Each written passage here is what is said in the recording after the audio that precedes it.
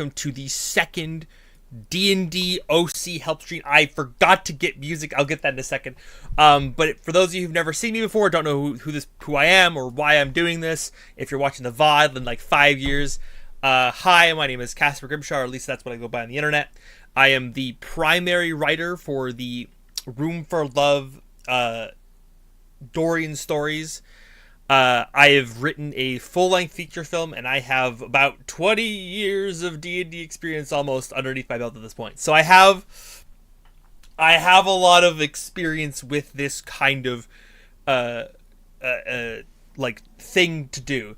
So if you've never done one of these before, if you're part of this for the first time, if you want to get your question answered, I have a channel on my Discord server, and basically it's like a little like post board, and then that post board is spent specifically for me, so I can help find shit and then monitor the different questions I'm being asked. That way it's a little bit easier for me. That being said, I have a lot of questions I'm excited to answer today. I'm going to get into it. Katie will be joining me later. She's just having dinner with her mom. I had dinner early. Also, I think that's everything I need to talk about. Quick shout outs to people who are already here. Hi, Zatara. Yes, I did indeed write a full short film. I wrote a full feature film that was D&D themed with a friend back throughout the pandemic. Hi, Korean Nightingale. Hi, Az. Hi, Thunderbird Lover. You waited since 25th of March. Yes, I know. It's been a minute since I've done one of these. I was supposed to do one in April, but then working 2 jobs and then having a bunch of stuff happen, and then me getting sick made it all just... You don't want to see me when I'm sick, so I didn't do anything with that while I was on camera. So I did do I lost a few streams here and there.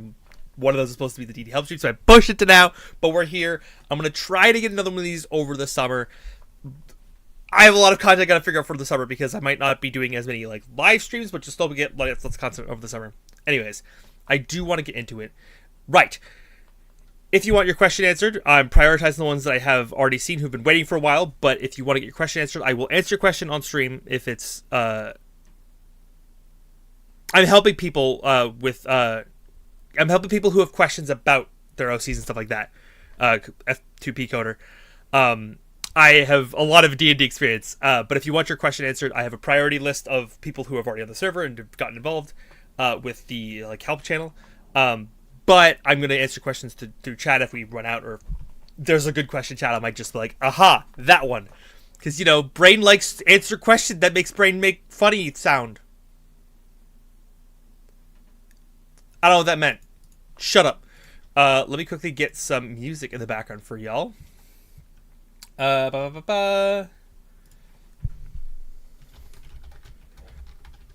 I had a thought of something I could do for background music, which was really cute, but I don't want to get flagged. I know Toby Fox would not flag me personally, but the company that he worked with for the sake of getting his music out there might flag me. So I was like, perfect. And then I was like, maybe not. So let's get, it's a nice, peaceful, like, vibe music. Okay. So, I do want to start with answering a question that I actually saw in our Discord chat, which I really, really enjoyed.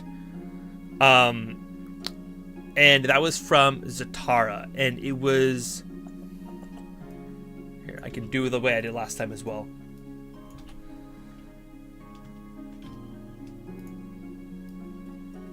Hold on, no! Frick. I'm already messing up, guys. I'm a mess. This 20, thank you. And then let me quickly hit this. There we go. Okay, so the asker for this one is there's a double T. There, okay. So Zatara was asking, when should you multi-class a character story-wise, or should you try to multi-class to expand your story, or is it mainly a min-max technique? My first answer to this when I first saw it was kind of like, there's so many reasons to multi-class, so the answer is kind of all of the above. However, I can go a little bit into that idea. First and foremost, if you're going to multi-class a character story-wise, I think if you want to... It depends on when you want to multiclass. Sometimes when I play a D&D character, I know that I want very specific aspects of two classes to make the character do what I want them to do. And if that's the case, I might start with both the classes already going. If there is a character that I know that I want to multiclass mid-campaign, I will communicate that with the DM. Actually, I communicated that with you when I was playing Rika. So I know that a character wants to have a multiclass, and I want to make it based on the story of them overcoming this obstacle, unlocking some sort of power later down the line. And then you can do that, is you can make it so that it comes through a story beat, and you can kind of think in your back of your mind, I'm gonna get this eventually. I don't have that now.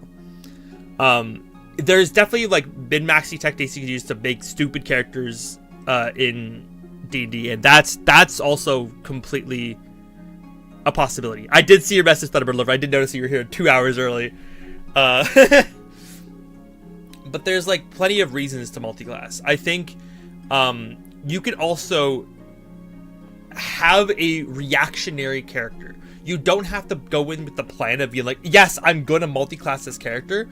You could also just be like, I really like this character, and then they're kind of open to the idea of multiclassing, where maybe and a good example of this is actually Travis Willingham when he was playing Ford. He was like, I know what I'm going to do. I want to play this character. It's going to be cool. And then he kind of got to this point with the character where he's like, I don't know if I love the relationship with my Warlock patron anymore. So he kind of like did a multiclass to Paladin to kind of like convert the way that his character earned magic, which I think is really, really interesting. And that's a completely valid way to go about it too. So if you have a character who's like, I've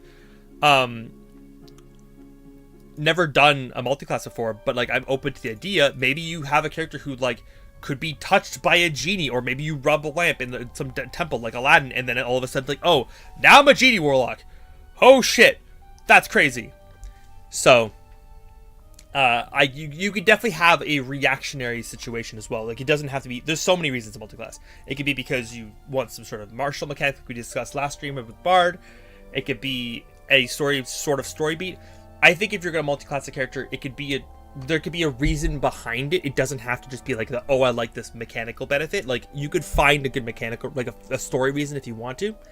By no means do you have to. I think it could also just be like, when I multiclassed my one character like 7 times in Pathfinder, because that's how our Pathfinder game was, it was just because I multiclassed it because I was trying to get to somewhere where his power kind of like found its mechanical benefit. It was really like specific, but like he spent so many days training and hours working on fine-tuning how his fighting style works so that he would get to a point where he could have those powers. Because in that Pathfinder game, you didn't get levels upon like story beats. You got level ups in that campaign by training it X amount of days to get a level in that class. It was fucking crazy. So totally different situation. But yeah, so that's my perspective. Is there's so many reasons to multiclass. You can kind of go about it as many ways you can. Is multiclassing for the wrong choice? I think multiclassing can be the wrong choice. I think if you're trying to spread a character too thin, it could be kind of tricky. Because like for me, if I'm playing a monk, I very rarely feel like I can multiclass them unless it's specifically like rogue or cleric or druid, because like I feel like it can be hard. It feels like I'm pulling a character too thin. Like sometimes barbarians are really hard to multiclass as well because they're so physically dependent on their stats. So sometimes if you're trying to stretch a character too thin, or if their things are too opposite, they sometimes don't blend very well together. And this is why like I think Briar is one of my favorite characters I've ever designed in terms of multiclassing, is because you never think Wizard Barbarian as being a functional like combine, but I built them with the idea of like when he's one or the other, that's when the big swings happen between those characters to the point where their stats literally change. And I also have the aspect with that where I picked up on a little thing that could happen later on where like you could use the War Mage arcane reaction thing where you can give yourself a bonus to AC or a saving throw, and I could use that on Blake, and that was like a cool little unintentional, I don't think unintentional, melding of the minds there, which I thought was a really cool concept. I did have a great day till now. I've been taking it pretty easy today. I had a long day of work yesterday, so I was very tired. I slept in I had a weird fucking dream last night that was like really tense, and I woke up kind of like, I don't want to be here right now. But yeah, if you have any follow-up questions, Tara, please drop them quickly, and I'll sort of talk a little bit about my day if you want. But yeah, it's been a weird day. Yesterday was pretty chill in terms of like the parties I was running for birthdays, but like it was weirdly just like physically draining for some reason. I will also say in terms of multiclassing for the wrong reasons, like you can by all means, like you can multiclass like sorcerer monk, and that's fine. I just personally recommend, like, if I'm gonna do a multiclass, like I will tend to do it in a way that amplifies the characters, opposed to like stretching them to do too many different things. Hi Adarin, welcome. I got the hat on, don't worry. I totally agree with the story, the beat side of it. I play an artificer in Captain Maria's once a month when she streams, and I was intending to multiclassing. After meeting one of the other OCs, he was like, I want to learn to be a wizard. Like, yeah, that's totally valid. You can just be like, I don't know if I want to multiclass. I just want to be artificer, because artificer's one of the best classes to just sit there and just build artificer, because it just gets better as time goes on. But you can just be like, hey, I want to be a wizard. That's something that interests me. That's a new type of magic that appeals to me. Like, that's totally valid. You're so excited to find out what to improve on the backstory you sent to the server. Yes, I have to read that still, so probably do a little bit of reading for that one. How do you feel about DMs presenting opportunities to multiclass like finding an object? I think that's valid. I think that as long as the DM is presenting the opportunity and is not forcing anything on the player, I think that's fine, because I did have a DM once. I was like, here, this is your option for your like cool story that's part of your backstory, and this is your option. But it did feel like I was kind of pushed into that, and I didn't like a lot of the obligation, I guess, that I felt with that. So I will say, like, make it so it's like there's the option, but by no means do you feel like you have to. I also think that, like, I prefer the idea of, I don't know, like, I'm very anime coded at times, where it's like sometimes I like the idea of, instead of it being a necessarily like an object that gives you that power, sometimes it's nice to have that power unlock at the right story moment. I even asked the DM, like, hey, can I have my level up now? Because it just feels like the right story moment, and I think the DM was like, yeah, let's do it, because it was a cool moment.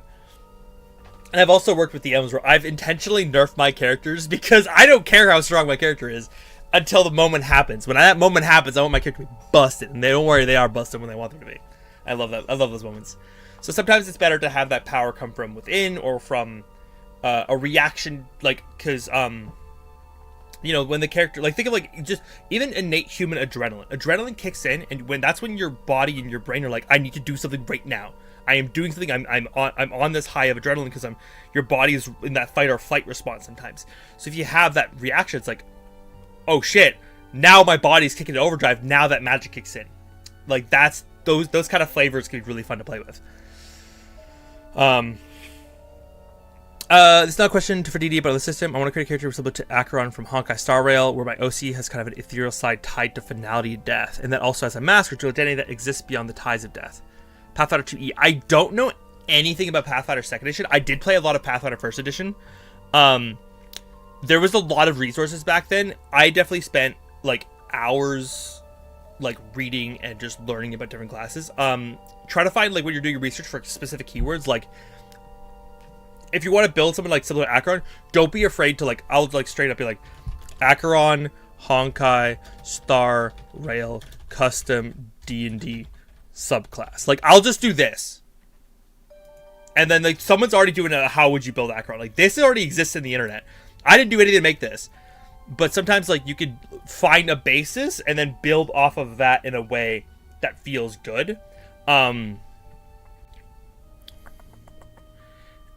If you want to go for an ethereal side, I might lead into a wisdom or like a death themed subclass, or like a class, because Pathfinder very much more class centered there from what I remember.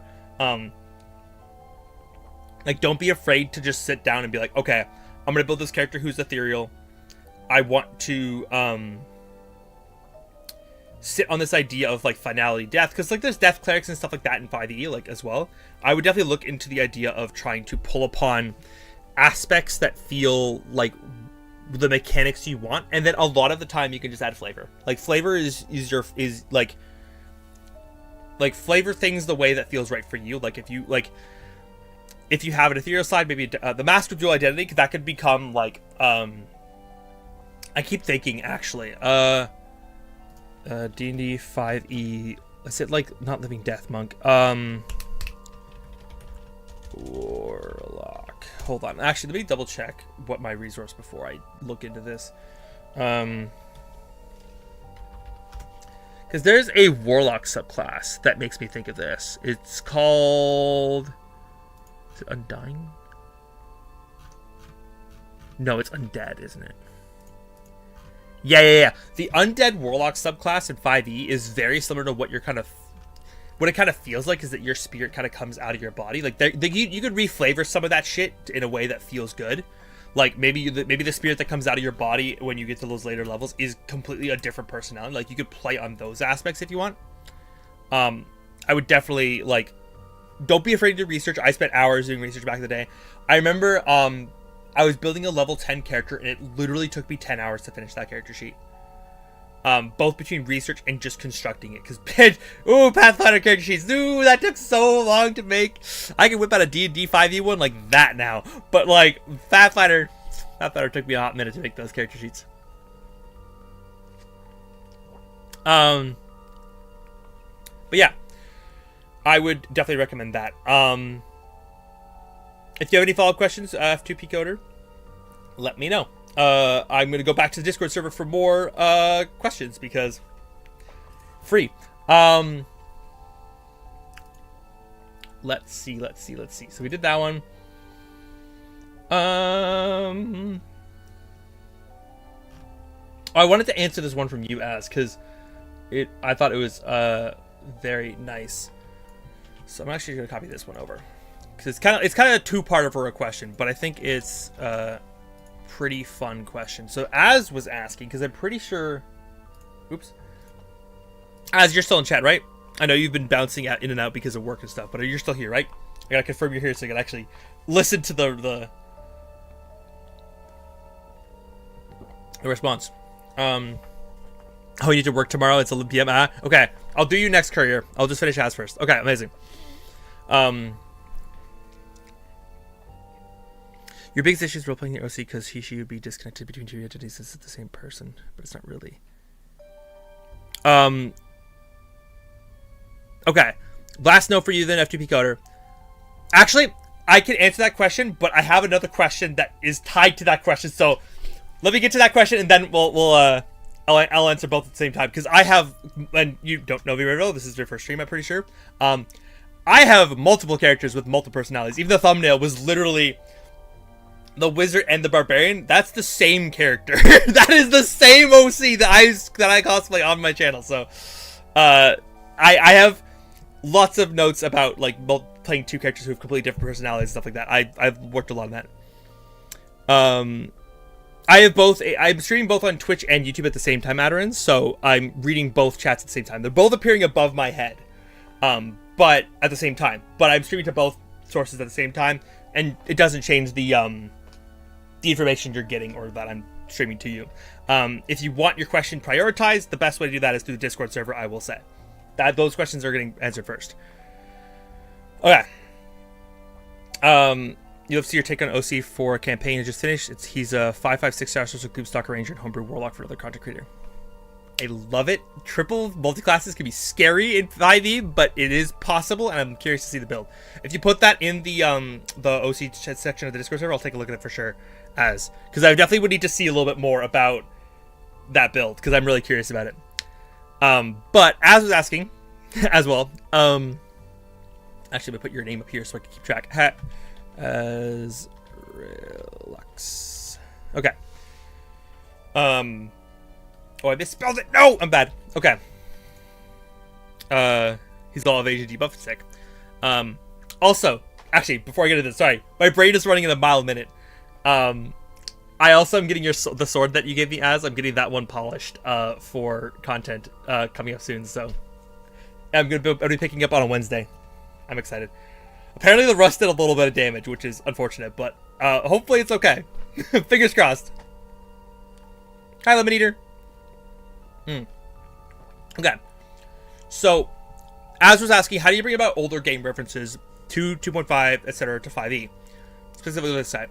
So I was looking into this Mac Thum, Nagatha character. Oh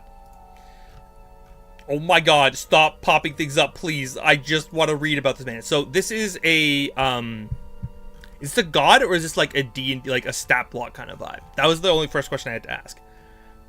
Because if this is just like a deity, deities are just, like, for me, like, if I look at like a deity or, a, like, what's it called? Anything that's just like, it's based in D&D in terms of like story beats, take it. It's free reign, baby. That shit's free reign. But if it's in terms of like a specific like stat block, it might need a little tweaking from the DM. If you're trying to build something into a subclass off of this character, I think you could maybe reflavor and build something into it based off of the concept that you have here. I don't know anything about Makthum. Hi, Lindy. But you could definitely build into that kind of vibe. Like, you could build a vibe without having to necessarily justify having, like, take the lore, give that lore to the DM. You could use a subclass that has the vibe, and then just say that instead of being tied to whatever basic deity that's in 5e, be like, I want to be tied to this deity instead. Because you could do that. That shit's free. Some stats for that edition. I want to have him be a Phase 2 BBG. Okay. Definitely can do that. I would look into your sub right now. No, your streak. No, Daniel, I'm sorry. If you're doing that, as what I would do is I would build it in a way like maybe there is already, I don't have any experience building stat blocks for villains myself, so I don't know how I'd go about that personally. I've been on the player side, which is why my experience comes from that. But if you want to build that, I would look into other resources that have similar things, like maybe if there's a Vecna stat block, for instance. And maybe this isn't like the best example, but Vecna being like undead, stuff like that, maybe you could find a similar deity that has like aberration stuff, or like tying to the psionics that this is built around, and then going into and then leaning into that kind of aspect and building the stat block from there. Because you could take like a Vecna stat block, gut the spell list, gut some of the flavor and some of the attacks, and just retexture them to be Makthum vibe-y, if that makes sense. Listen, there's a billion resources out there. You can find something. Someone might be a fan of Makthum and be like, I built a BBEG of Makthum. That's totally possible. If not, don't be afraid to take the resources that D&D already has and just rebuild them into something that makes sense for you. I've done that all the time. And it's very, very free and very, very easy to get something that's valuable with that. In terms of bringing up classes and subclasses from Pathfinder, for me, Pathfinder into D5e is my experience. I've had a lot of trouble doing that. Because in Pathfinder, I was able to get a lot of specific interactions and like very niche, flavorful like connections. So it's difficult. I will say it's quite difficult to get those details. It took me a lot of research to be able to build the characters that I built in Pathfinder in a 5e situation so I could play them again. Look for the things that matter the most to you about those aspects before you bring them up, because it can otherwise be a little clunky, I think, especially because it's a totally different system. So like a character who attacks like 6 times in Pathfinder is only going to attack twice in this. So it's like, okay, if that's what you like, then you're going to have a little bit of trouble. But if it's like, you like the fact that you can have a ability to dodge, like evasion, stuff like that, try to work that into the build in 5e before you go into like the weird stuff that doesn't really make sense to transfer up. Yeah, hopefully that helps. Avoiding bloat in stat block making. In terms of characters, I don't mind the bloat. I actually live off the bloat because I came from Pathfinder where everything I have like 6-page documents of just a character sheet that I built on a Google Doc. I built a Google Doc character sheet so I could have it easier and easier edit, so I could have it wherever I was going. And that shit was 6 pages long for some of my Pathfinder characters. I like the bloat. I'm used to it by now. But I understand that that's not everyone's perspective or desire. If you're stuck on the bloat, what I would recommend is trying to cut out the stuff in your character sheet that doesn't feel like you need to know.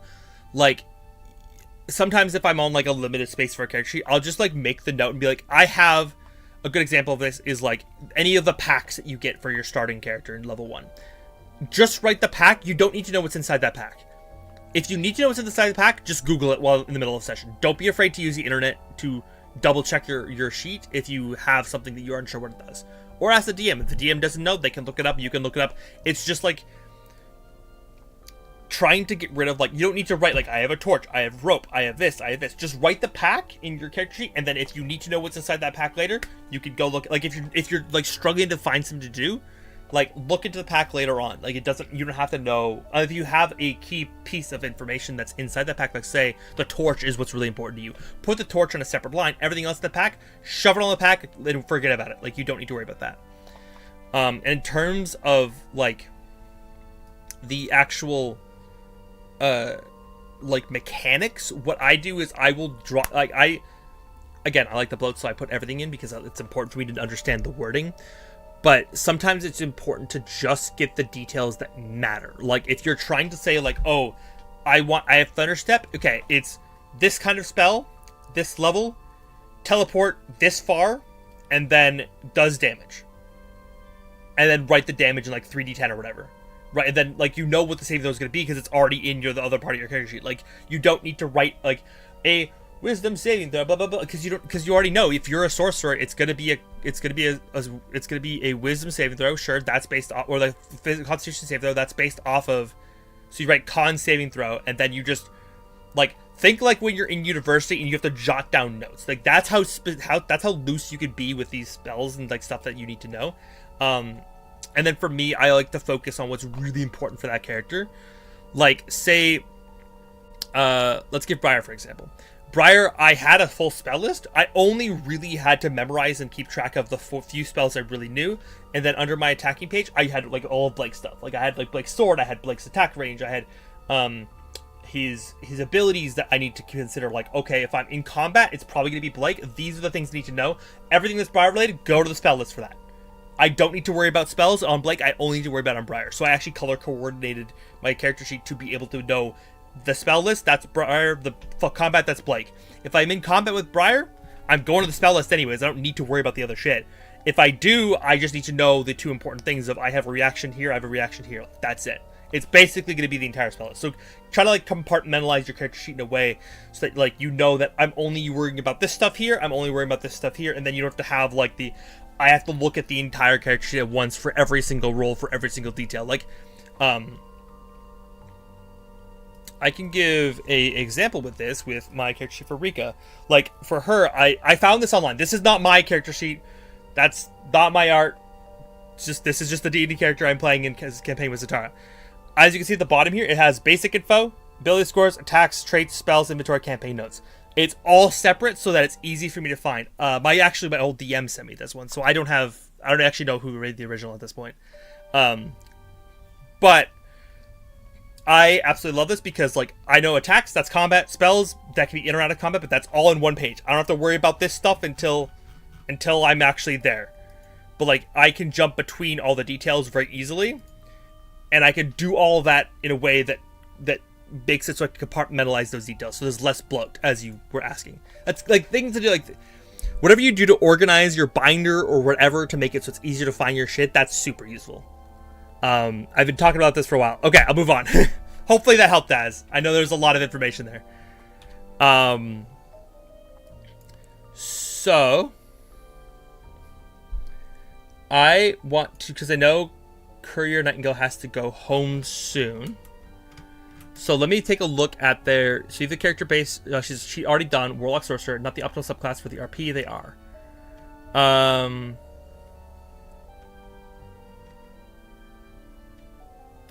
Okay. So did you have, I think you also left a message over here. So you had said the document, not need much help, just some further ideas for what you did. I don't have enough motivation. I need to write down any more because of leg injury. Okay. So already your character sheet is like built into like the acts of like their important story beats, which is great, and I love that already. Immediately looking, it's already easy to follow, which is nice. Actually, let me quickly do this. This is Courier Nightingale, and this is going to be your question. I guess I'll just copy this one.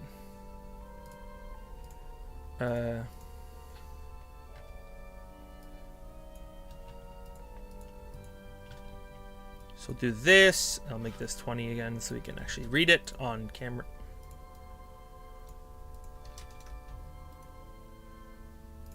There we go. Okay. So this is for Nevia. Forgive me if I'm mispronouncing that name. You want some feedback on what to improve. Okay. So in terms of improvement, are you looking for like story improvement, or are you looking into the idea of like how to improve their subclasses, mechanics? What's the vibe? Also, I did see your message, Lemon Eater. Katie is here. She's just going to be a little bit. She's just having dinner right now. I mentioned that at the beginning of the stream, but I think you were not here yet. Story. Okay.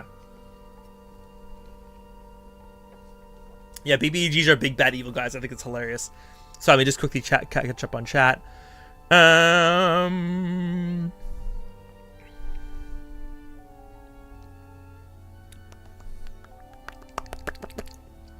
Okay, thank you for the lurks, Sataniel. I appreciate it. Okay, so Dragon Empress. I did skim this a while ago, so let me just like kind of catch up a little bit on what the lore was, because it's been a minute since I've read it, so forgive me for a quick reminder.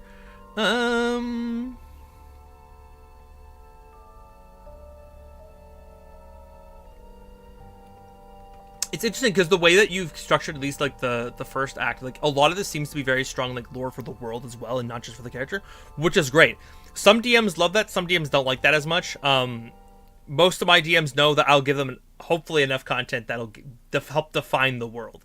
Definitely did that with Briar, definitely did that with Aurelius. Some of my crazier characters distinctly affect the world in their functionality as who they are.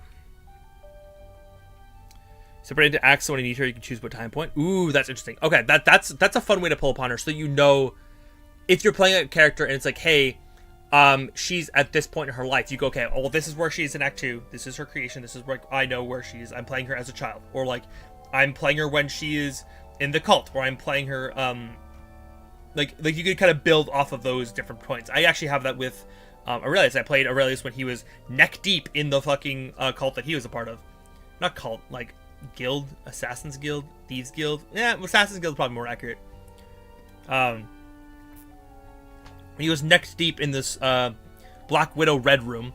I played him as that, and then when I played him the second time, I played him 5 years after that, where like he was out, he was kind of hazy on a lot of those details that happened to him, but he finally shifted, and he's like, okay, they're doing the thing that I promised, like if they ever did this, that this would be the be all end all for me, and I'm not going back. Like that was the point of training him, and like knowing those details can be really good to have him shift. Like when I played the second time, like they're not really a cult. I want to say the cult, but they're not really a cult. The cult that Aurelius was a part of started enlisting new members, new kids, basically. Because he was kidnapped as a child and then raised by this cult. So when they started kidnapping kids again, he's like, nah, that's my line. I'm done. I'm against these guys now. And so playing them a different aspect, was a different stage of the story, was useful for me.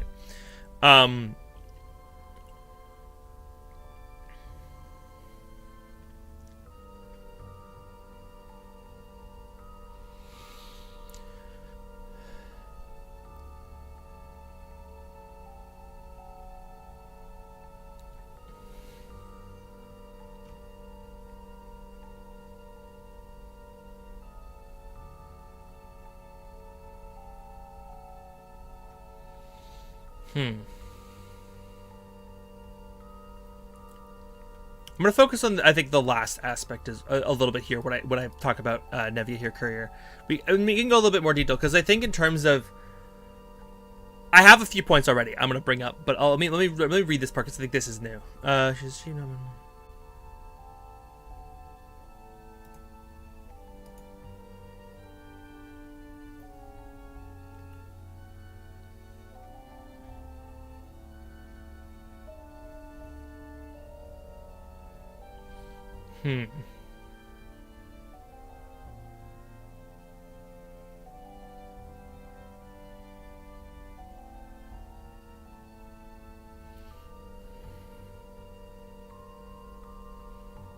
Okay.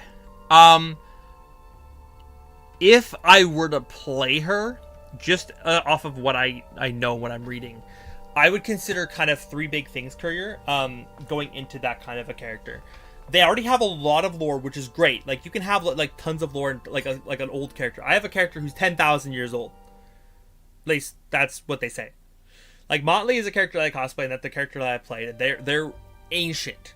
And they're super powerful, so it's like, there's challenges when building and playing a character who is that powerful, because if she is a talented dark sorceress and warlock who's lived for 143 years, why is she like X level in the campaign? So you want to think about, like, okay, if I'm playing her as like a level 1 character who's not even a warlock and a sorceress at this point, how do I bring in the character in a way that feels functional and that I'm not going to be upset about? So you want to make sure that you're looking at the character like, yes, I have all this lore, yes, I have this ancient like history. Why are they only a level 1 character here? Or why are they like not as powerful as they could be in this situation? For me, when I played Motley, I'm seeing all the Motley comments now.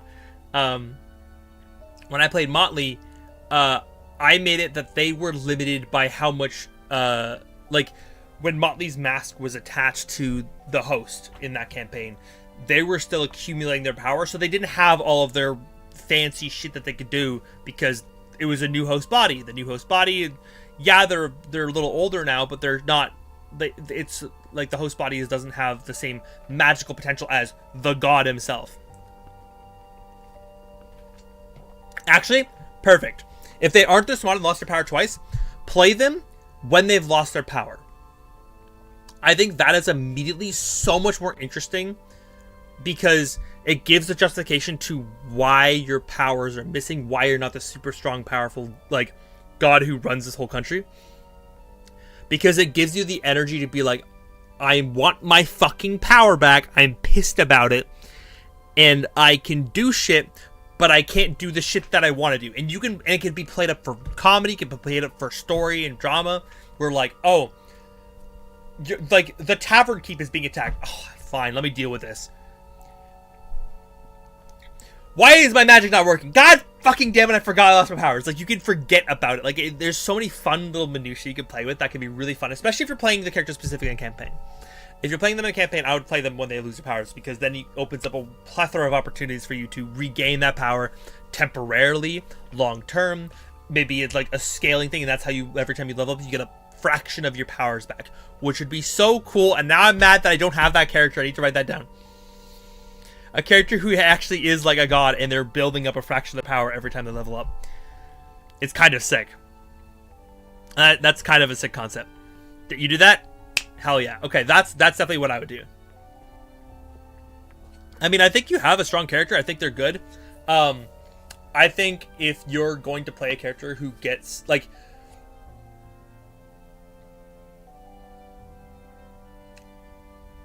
If a character is this dark and twisted, I would consider three things as well. One, I would consider, are they a character that you would like to redeem eventually?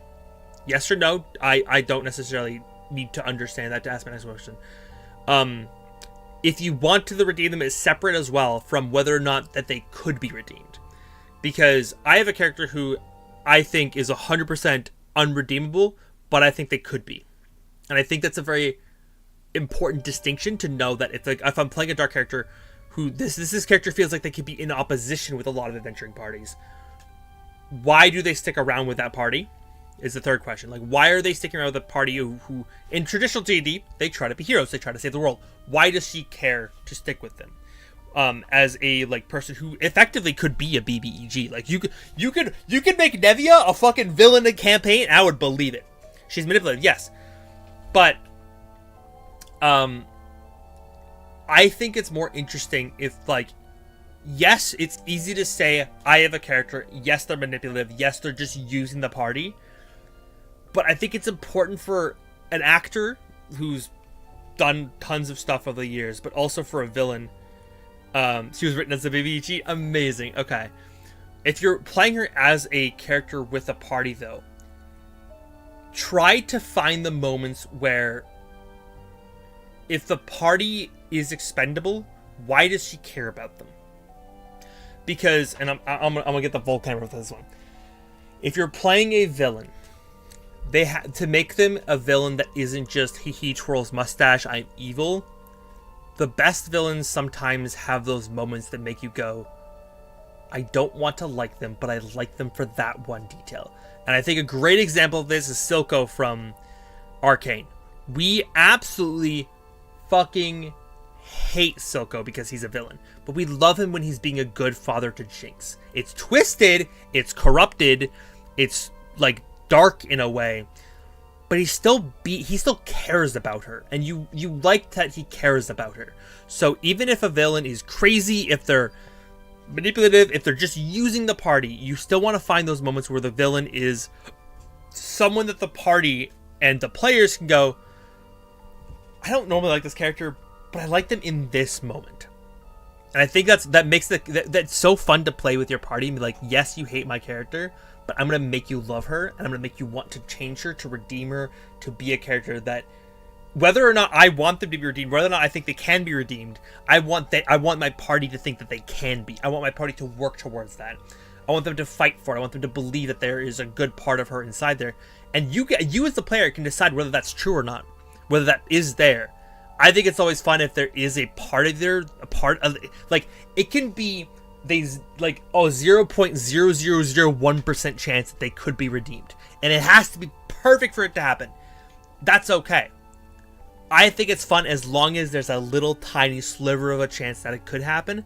I think you should play that angle and be like, okay, I'm a villain, I'm playing a villain, but if things happen in a way that's very interesting, and be receptive to those things as well. You can't get locked in the idea of like, I'm stuck and I'm being the villain, I know where I'm going, because it could be even, it's so fun to play that moment of like, I shouldn't care about this person, they're expendable, why am I trying to save them?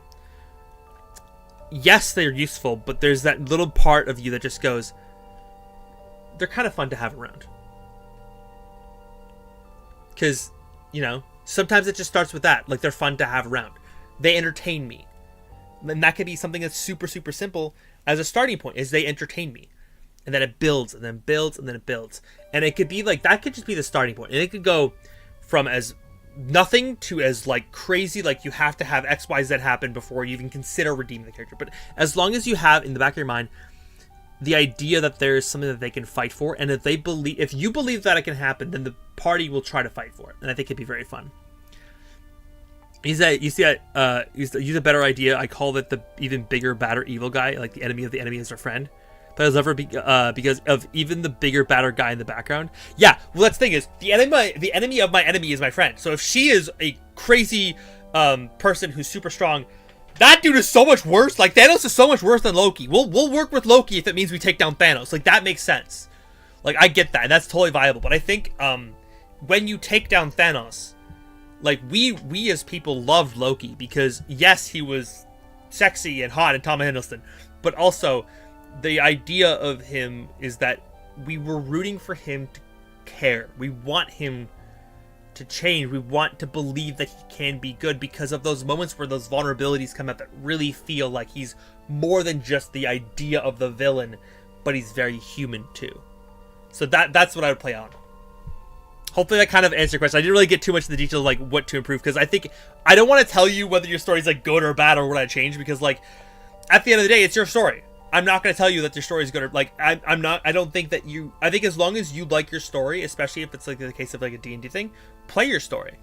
But I think if you're going to make this like if you're gonna play them in a party with a campaign, I can think about those interpersonal relationships that you can really pull upon and really get into the details of why they feel like they can actually be a part of this party beyond just the energy of I'm here because I'm playing the character and I'm sitting at this D&D table once a week or once a month or whenever.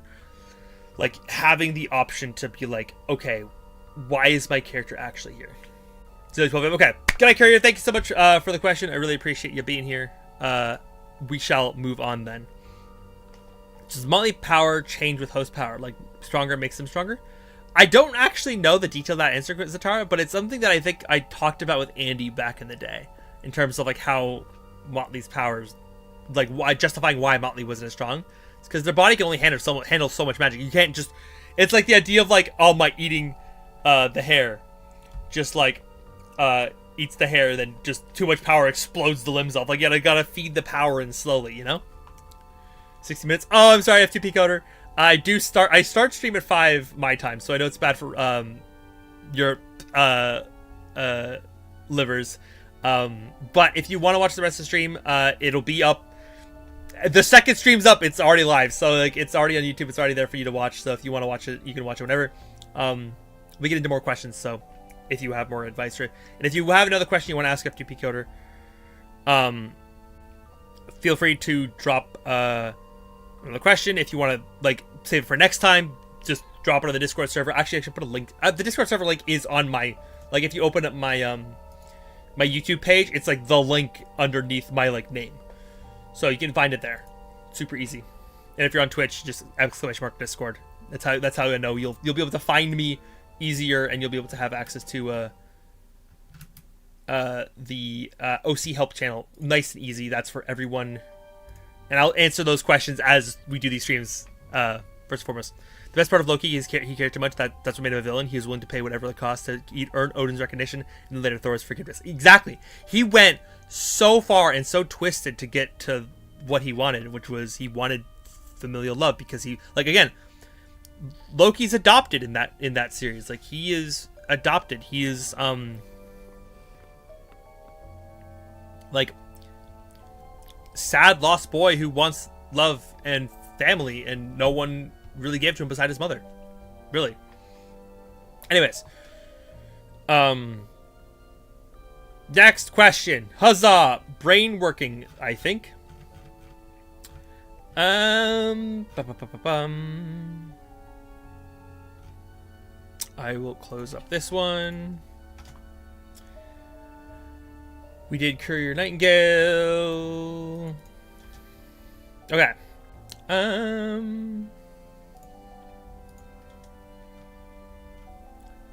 Let's do another Zatara question, because this kind of goes off of what you were saying. Where was it? Oh no, I didn't. I thought the question was already there. Never mind. Okay, I'll answer your question then, FTP, because it is separate then from the question I thought that was there. But it might have been last stream that I answered something like that. You have a bit of a unlucky day? Oh no, Lindy, I'm sorry to hear that. Roll a d20 here. It'll make you feel better. You'll watch it. You'll roll well here if your luck is bad.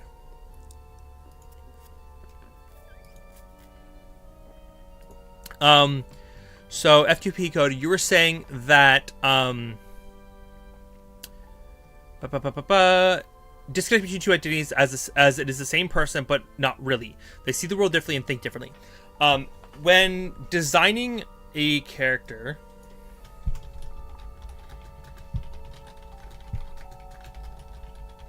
oh my god, Az, I'm so sorry. Okay, designing a character with two personalities, you can look at it from a variety of different, you can only roll higher. Oh, well, really roll the 6, Zatara roll the 3. Oh god. That's brutal. Okay, so for me, when designing a character with two personalities, if they have opposite views or different, like, ways that they think, treat them as individual beings. Even if they share a consciousness, even if they share a brain or a body, they're still two people with two individual personalities, desires, hopes, perspectives on the world. And I think Briar and Blake is a great example of this, where like they perceive the world drastically differently. They really do. But they both have some commonality that is interesting. And you want to make sure that, like, the commonalities between those characters Persona! Holy shit! Thank you, Star, for gifting 5 subs to the channel. That's one for Lindy, Lemon Eater, Evil Firefly, Az, and Adarin. Crazy. Like, most of those people are here right now. That's wild. Make sure you say thank you to Satara. I'm sure y'all really appreciate the subs. There you go, Lindy. That'll cheer you up for sure. But yeah, designing a character with multiple personalities is difficult. It's complicated. But I definitely think that it's important to perceive them as two entities that kind of function in the same, like, parallel, so to speak. Essentially the same person, but it's like switching dimensions in experience and rule set. One is more human and empathetic in a sense, and the other's cold and false finality is the same.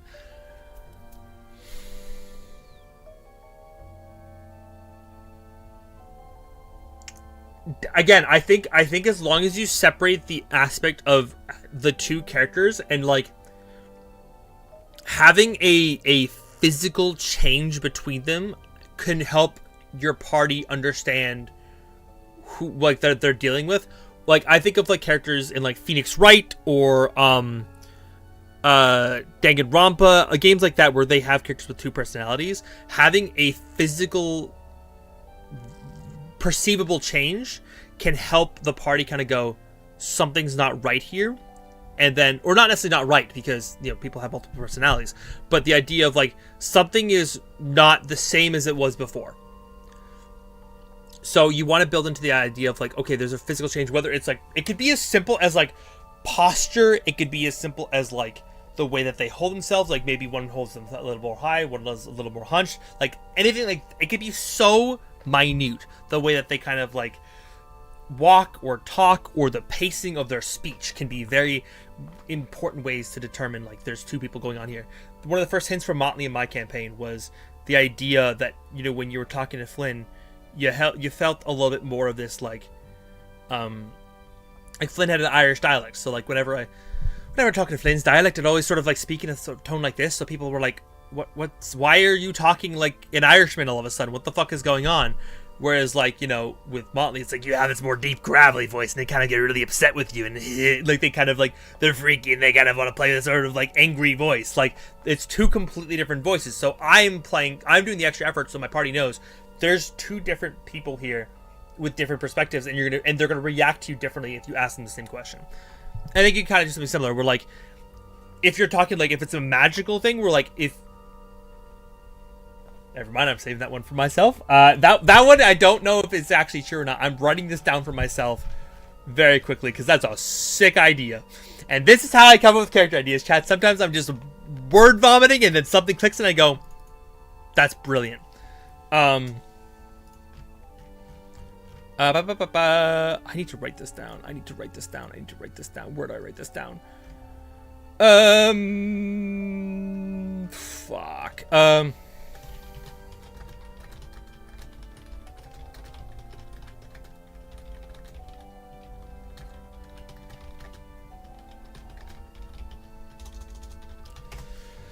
Okay, thank you. Have a nice day. What?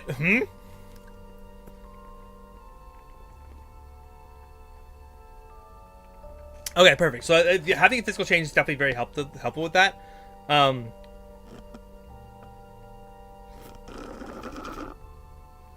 Okay. Yeah, make sure that when you're deciding those details of the character, that they answer. Like, if the question comes up to you in your head, we're like, what is this person's favorite food? It could be as simple as that in determining your, like, the details of your character. Answer it for both the personalities, because both the personalities perceive the world differently. They treat the world differently. Even if they share the same body, even if they functionally are the same person, they're going to have different ways that they respond to simple questions. Like, how did you, like, what's your favorite music? It could be, like, death metal versus, like, K-pop. Like, it could be totally different. That's such a weird comparison.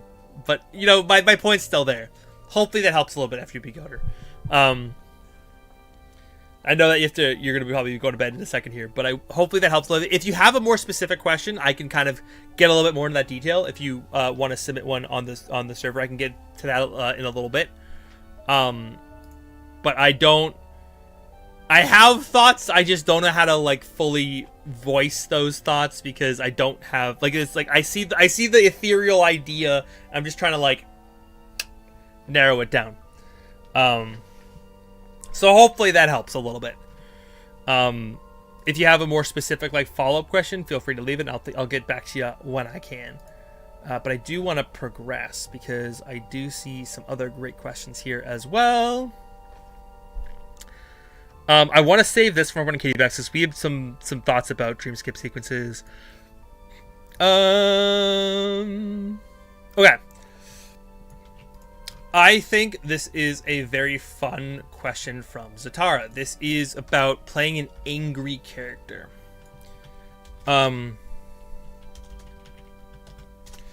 So this one is I post question tomorrow when I wake up in Discord. Okay, good night then, FFTP Coder. I'll get back to it. Hopefully I'll do another one of these by the end of May. I hope. But if not, it'll be in June when I get back from Katie's. So I'll get back to them as soon as I can. But Zatara asks, how would you go about playing an angry character in a way that doesn't conflict too much with the party or the story? I'm actually going to pull up a second question from Zatara. Because I think it actually relates, which is when writing a backstory that contains a villain or an enemy or contains an enemy, what do you consider when creating an enemy, be it an individual or group? So I actually think that these two kind of tie into each other really well. If you're playing an angry character, you can play a character that lashes out as angry, that's kind of pissy. But I think that it should never be anger that is... If they're gonna be pissed at... Don't be pissed at someone in the party. Don't have them, like, try to be...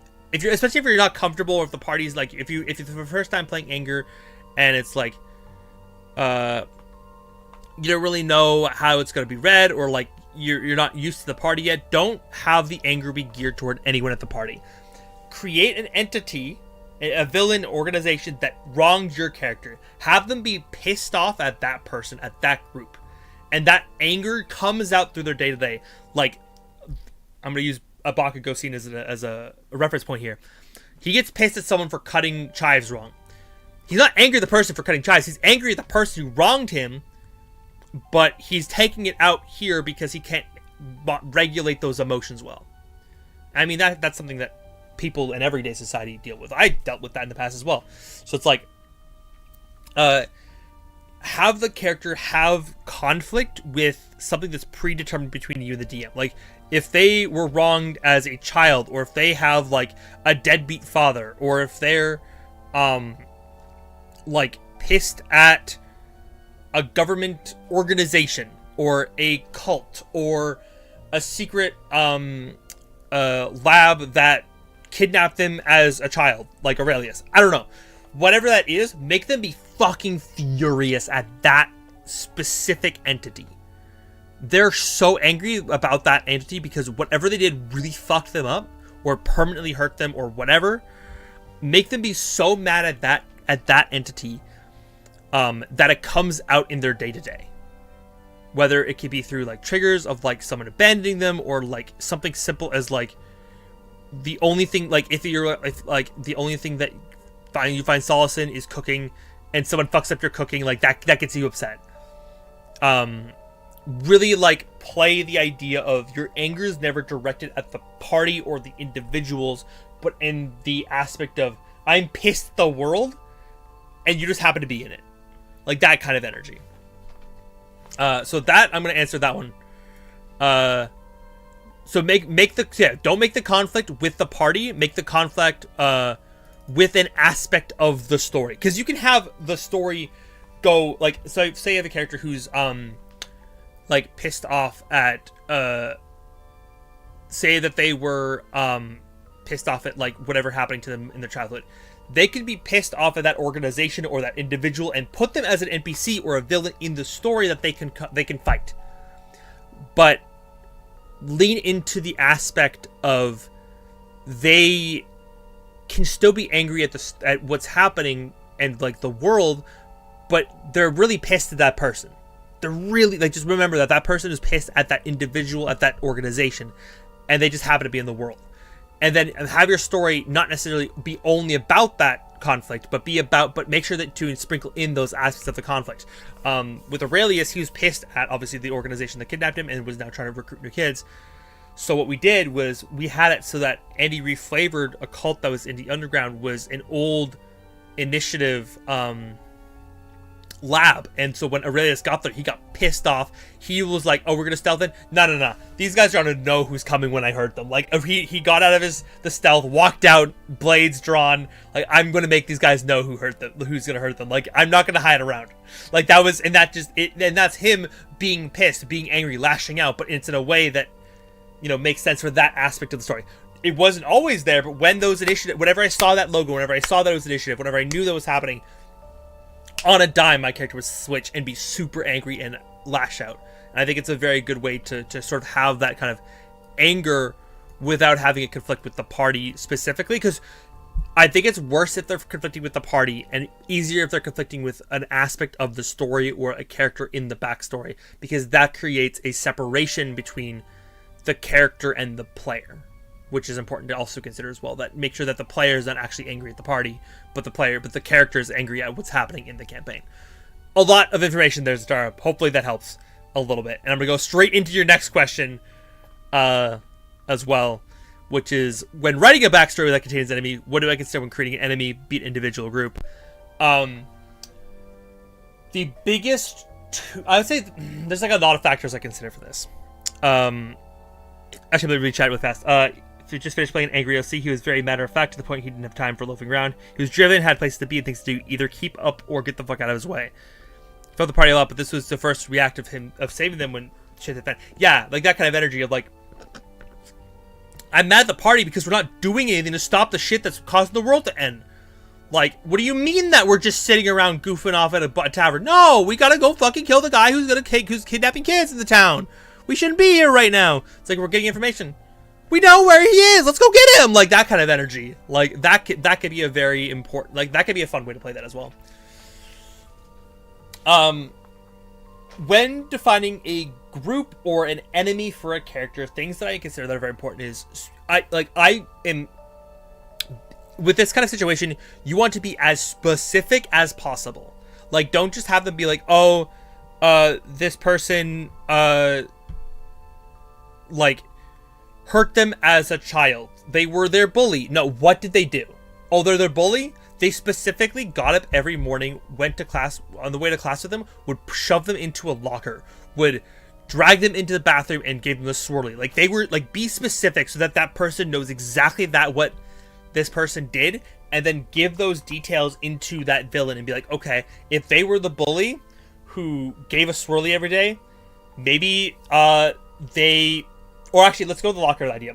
If they're a person who shoved someone into a locker every day, they're strong, they're not confident in themselves because of their intelligence or their skill, they are reliant on their strength. So lead into those aspects to define them as a villain.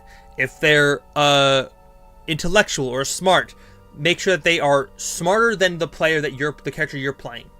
If you're playing a wizard, if you have 20 intelligence, they have 22. I don't care if that's too high. Like, they have 22 intelligence. They're always going to be one step ahead of you when it comes to intelligence. If you're playing that battle with like Moriarty, Sherlock, you want them to always be.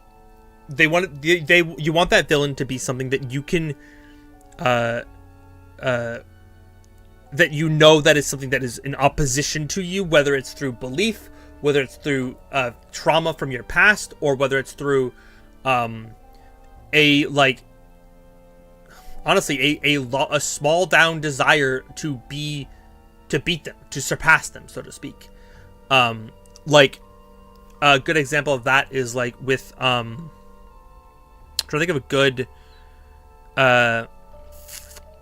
like social media one. let's use the Sherlock and Moriarty.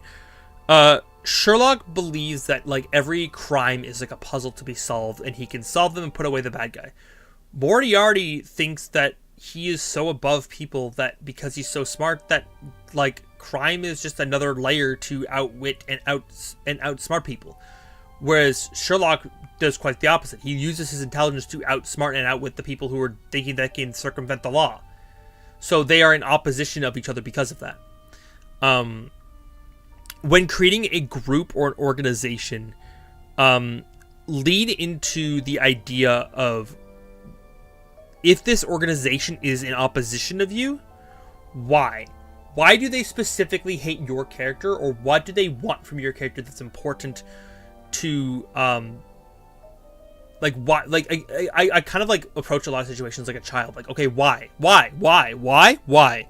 Like, I asked a lot of those why questions because it really helps to, if I don't know the answer, asking the why is like, okay, well, then this is why. I have to justify myself. Say your character is being hunted by a thieves guild or a twisted mages guild, right? Why do they care about you? Well, maybe it's because of something you witnessed. Maybe it's because of something you did. Were you a part of that organization and left? That's another aspect. If it's like, like with Aurelius, he was part of the initiative, and then he left because he didn't like what they were doing anymore. He finally broke free from their grip. Well, now they're hunting him down because they don't want an initiative soldier out there doing whatever the fuck he wants to do. Like, that's bad for business. And he's also trying to actively stop them. So that's like another reason to why they don't like each other. With an individual, it could be like, okay, well, what did this person do to wrong you? Why do they hate you specifically? What about you makes them break their like carefully articulated plan because they have to stop you? Fucking hell. A good example, I'm actually going to steal from Megamind for this one. Titan is a crazy villain. But he starts out as like a superhero, and then he starts getting twisted. And he hates Megamind because Megamind made him, gave him promises, and he took those promises and twisted them because that was his perspective of what those promises were.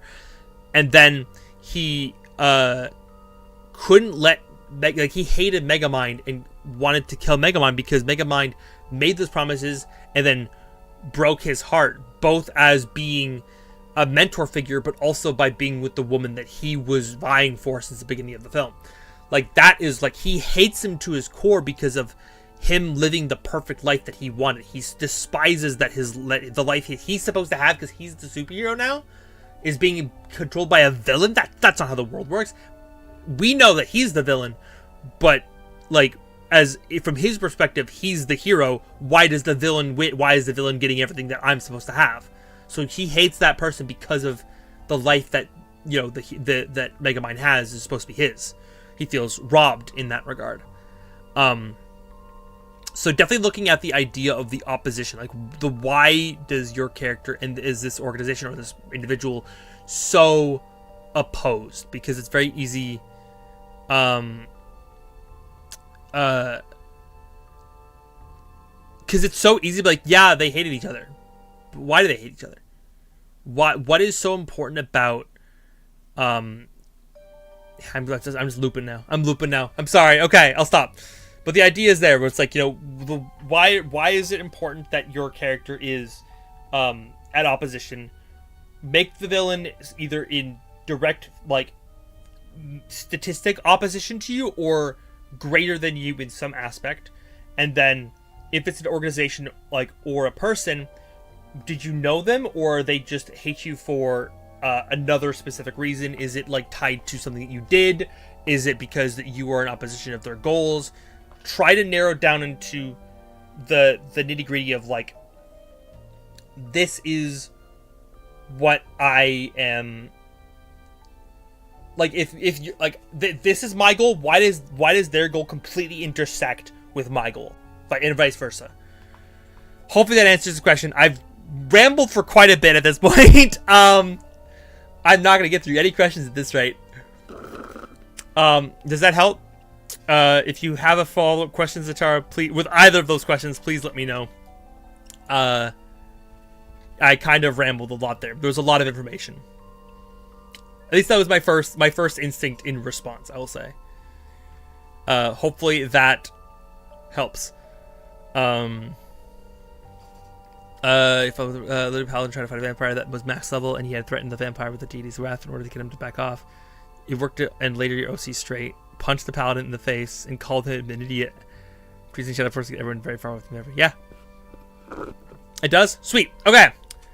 Nailed it. Another satisfied customers. I'm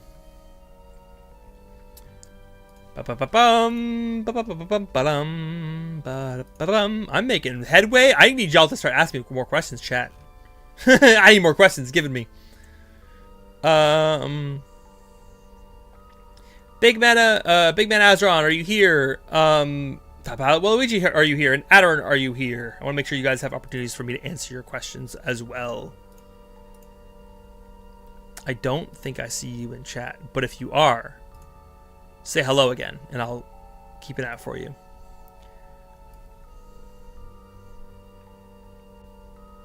This music is... I need a music shift. 1 second.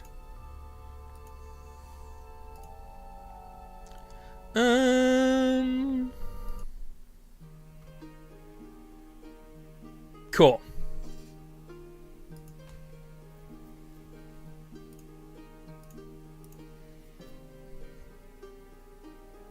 I might just go back to another Zatara question because Zatara had a lot. Or I could jump into as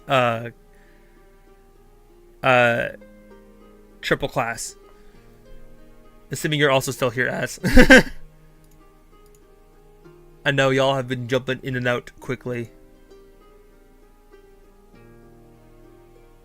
Adarin, Az, you still here? Staring at the chat. Watching you. Also, if you're a first-time viewer and you have a question you want answered, feel free to drop it in chat, and I'll try to get to it as best as I can. There's a lot of chat, so once again, if you want to have priority, so I definitely know that your questions there, you want it answered, just swing it over to the Discord server, and I'll be able to grab it and actually keep track of which questions I'm answering.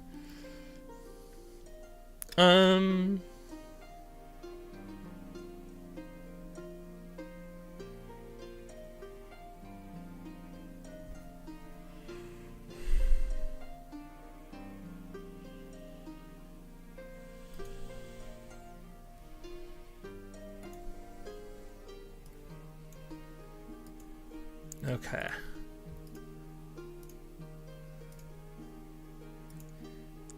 Still here, laptop is Twitch open and YouTube on your phone. Oh, amazing. Love that. Okay.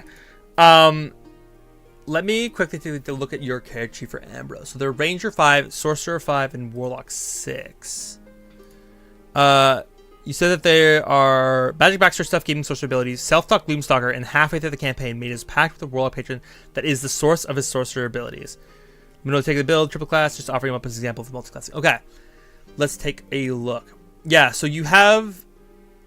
Immediately your stats already lend to the idea because you already have... Your three big stats are your Charisma, your Wisdom, and Constitution. So, like, you are able to be a decent enough Ranger, though your Dex and Strength are a little low. And then you have enough casting from your Charisma where you could probably make a Warlock or a Sorcerer work. If I was building these stats, I would dump Intelligence. You don't need to be smart for this character, I don't think. Unless you desperately need it for a very specific thing. I would dump this, and I would dump either one of these, and then make the other one better. So, or boost either Charisma or... boost Charisma or Dexterity, just to make that a little bit more, like, functional, because I would be worried about not being able to keep up in terms of, like, damage. But that's just me. AC 14, milestone, Dampier. Ooh, okay. Let's see. Armor actions. I see what you're saying about the clutter of your character sheet. I mean, also, I will say multi-classing will immediately add more clutter to your character sheet. There's only a few classes that actually have clutter individually. Like Monk and Artificer are really bad for having individual, like, class clutter. But for the most part, I'll say, like, multi-classing will immediately add that, like, mess in terms of keeping track of everything is going to be harder. Use more of the spells for evasion and buffed all his weapons with Hungering Blade. She's like, okay, that makes sense. Sick. Holy shit, you weren't kidding. So these are Warlock features. This is your Sorcerer stuff. And these are your feats and stuff. Okay. That's crazy. Okay, yeah, you have a lot of stuff going on here. I love the organization for your spell slots, though. That's nice.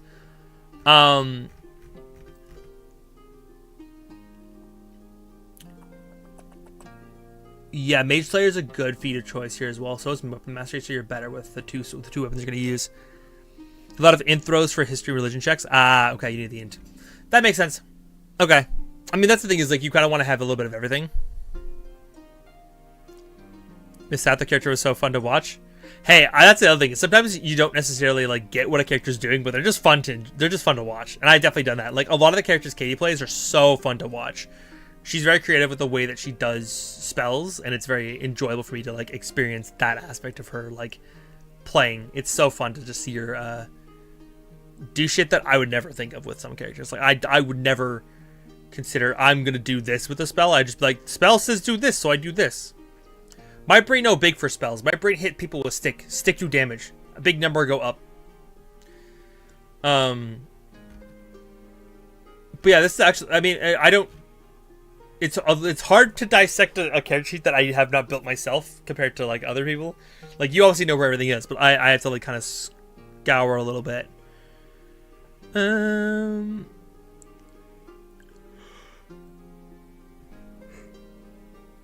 There's some sick details here.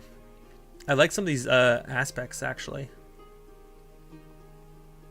I love Dread Ambusher. Gloomstalker is one of my favorite rangers. I swear. I love Gloomstalkers. I have two. I have two Gloomstalkers, chat. Because I love them so much. Primal Savagery, great option.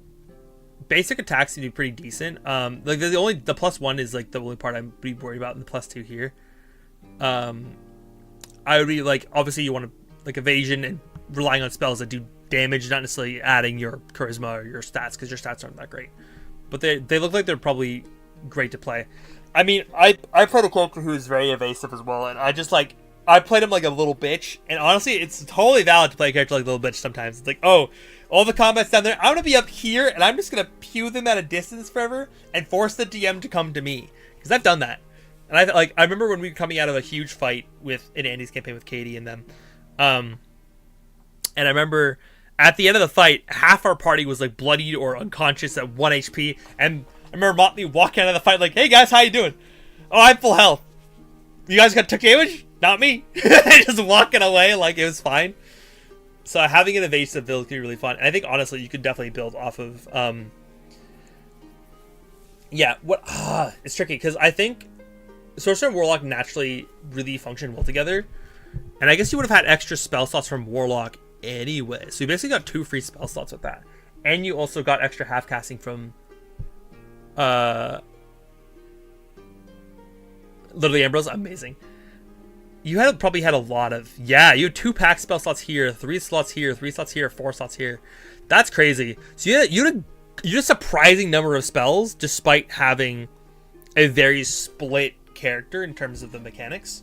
And you definitely, like, if you're in this situation where your stats aren't that high, you can rely on the mechanics like you did, like evasion, stealth buffs, advantage, stuff like that, to really make sure that your character is able to keep up with other characters, despite being maybe not necessarily the strongest out there. Like, God, Lord knows that my characters are strong, and when they want to hit hard, they'll hit hard. But sometimes it's like, I like to hold my characters back, and that's why they are strong. Whereas, like, you know, in your case, you may have to, like, sweat a little harder to get all those aspects of your character out, so they're doing a lot. But you have a lot of good details that can really take advantage, like being able to hide in shadows, make your own shadows, I assume. Natural climbing speed, not able to breathe. Like, you could do a lot of things to be as annoying as possible, which is great. Definitely played one of those before. I love playing an annoying character. Can be so fun. Honestly, it can be really satisfying.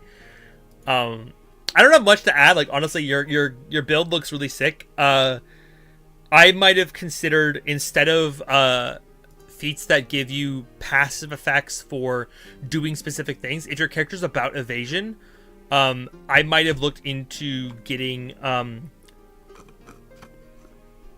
a feat or some sort of ability that might have increased stats, maybe increased skill checks, stuff like that. Because I don't think... Does Ranger get expertise? I think they get 1 expertise, right? At like level 1 or something? Level 2? But I would like make it so that you could have stupid high stealth, for instance, so that if like someone tries to perceive you in that shadow, you're like, ha, invisible. Also, insane stealth check. Boom. And that's hilarious. Or, this is the old Pathfinder thing. You used to use called shots where you'd be able to like, I'm going to try to disarm this person with my bow. Like, you could do that shit in Pathfinder. I don't think you could do that in 5e as much. Can you make a called shot in D&D 5e? There's no official rules for called shots in 5th edition.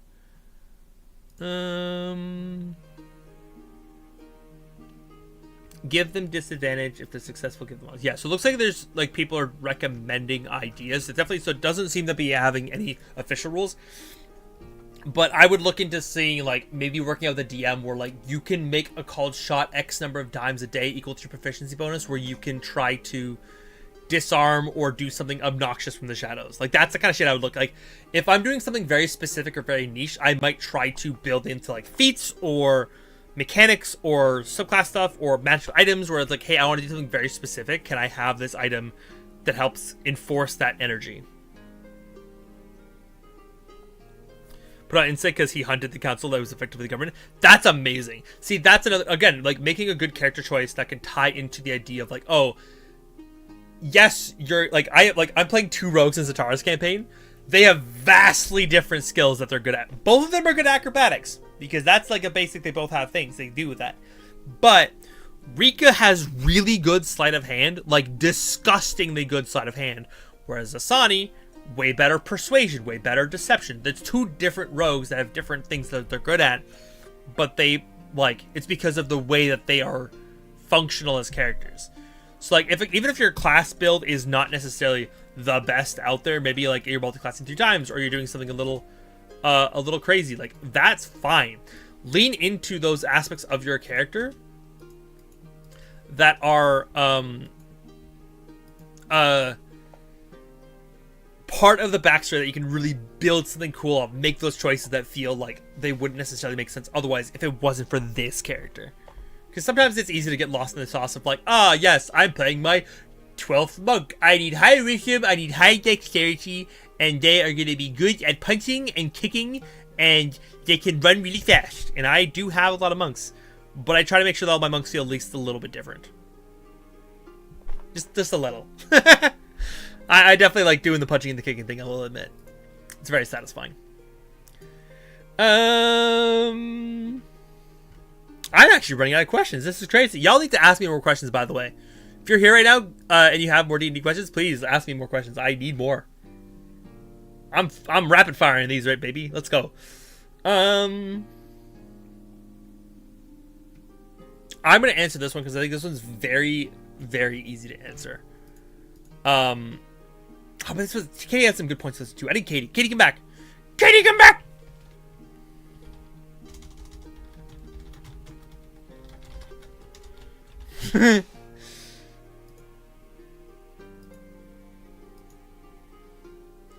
I can't answer this one. This is another Zatara question, but that's all right.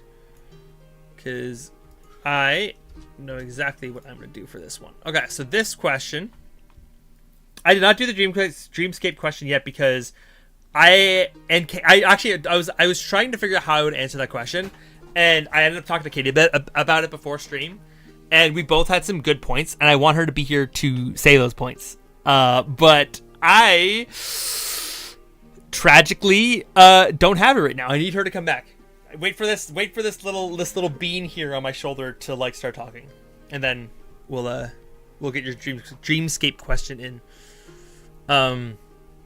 So, God, this is be a short stream. I'm getting through these questions fast. I thought there'd be. I just am locked in. I'm locked in. I gotta know exactly what I gotta say. I know how I'm gonna say it. I don't know. You can wait? Okay, no worries, Az. So Zatara, double check you're still here. Scream once if you are.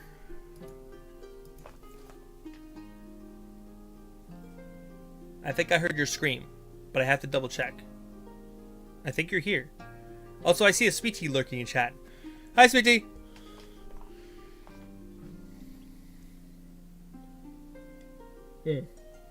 Yeah, no worries, Az. Definitely not. Make sure you don't miss it. Okay.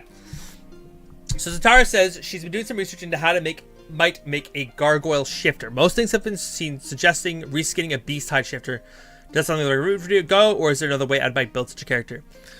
I have thoughts about this one. So, when playing anything in terms of race, I'm not afraid to go. It's because races are like very easily like. There's some strong races out here, but nothing like Pathfinder that gets ridiculous. Like Pathfinder can get crazy in terms of the stuff that you come out with for mechanics when you get a race. So I would just look up like a gargoyle like homebrew race. If there is one, cool. If it's one that doesn't have things you like, scrap it. If there's one then look up something else. If you can find something that has the details you like if it has the flying speed, if it's like a +1 to AC or a natural armor, sure.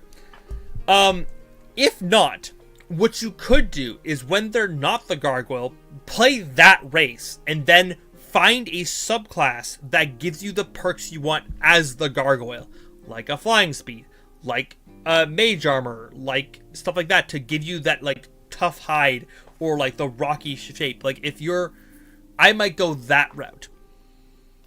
Also, I would probably just genuinely consider going like a Stone Genasi as well. Because Stone Genasi are sick now.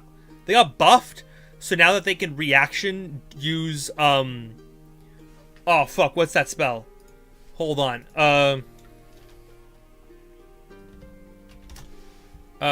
Races, Stone Genasi. These shits got a really cool upgrade. Where is it? Genasi. Earth. Yeah. Hello. Hi! Okay. Let me answer this question, and then I want to talk about some of the stuff we talked about earlier. Okay. Yeah. We're talking about gargoyles right now. How to play a gargoyle. Get hard. Literally. So, the Stone Genasi, Earth Genasi, have the ability to cast Blade Ward as a cantrip. But they can cast it as a bonus action equal to the number type equals the proficiency bonus. So they can bonus action give themselves resistance to bludgeoning, piercing, and slashing damage, which is what a gargoyle made of stone would have. So that's a really cool way to be like, okay, I'm just going to harden my body for this round. That's a cool little mechanical way to give you that benefit without having everything else. If you want to fly, I would also just look into races that just have a natural flying speed. Could reflavor something there. Gargoyles are specific enough where I would actually just look into finding something that's homebrew that feels right, that's built into like the things that you want. Like if you want the flying speed, if you want like claws or a tough hide, anything like that, like look into those aspects. But sometimes like if I'm playing a shifter, I'll look into, instead of it being a race, I'll look into the class to give me those benefits, because the race and the class in tandem make the character function as what they are. And that's why for me, I hate overlap. I hate overlap in my class and my character. Like I will never play a storm, I'll never play like a storm cleric or a storm sorcerer who's also a Genasi, because it's the same resistances, it's the same shit I would get anyways. I hate that overlap. It bothers the fuck out of me, because I'm like, why am I in this class if I'm not going to get a benefit at this level, because it's giving shit I already have? Like, I would have to talk to the DM over and over and be like, hey, can I get something else? Because I can already do the thing it's giving me. I used to do that all the time with Harrison. He probably hated me for it, but I would strongly recommend that, like, if you're trying to build something specifically like a gargoyle, look both into the homebrew that you can have access to. Maybe you build your own race where you're like, okay, I want the Earth Genasi Blade Ward thing, I want a fly speed. I'm going to say, because I'm a stone person, I don't have dark vision, because it doesn't make sense, because I already have all these other cool things. Or like, you know, maybe you have the Blade Ward, but then you don't have other resistances. Like you try to find a way to balance in a way that feels good. Again, homebrew. Don't be afraid to do research, and if you're unsure about being balanced, literally, if you want, hey, be like, hey, Casper, is this subclass or is this class balanced? Is this race balanced? I can be like, cool, yes, no, yes, no. If you, I can answer those questions too. And if not that, I would say look into maybe there's a gargoyle warlock subclass that gives you aspects of the gargoyle that you can like get those benefits as you level up, or like. And then sometimes I play characters where, like, I know that there's some characters I have to have a minimum level requirement before I even play them, because otherwise those characters don't make sense for me to play. And that's also valid. Like, I have a character who I have to play minimum level 5 because I can't start them without having them have both aspects of their subclasses. Or, like, I have a character, like, I played Phoenix, a character that I talked about on my TikTok channel way back, that I played in Katie's campaign. That man, I cannot play below level 10. I have been corrupted by the fact that I got to play in level 10 once. I don't want to play in level 10 again. I need him to be that high because I don't want him to not have any of the cool shit he had the first time I played him. I earned that shit in that campaign. I built that fucking mech suit from scratch. She knows.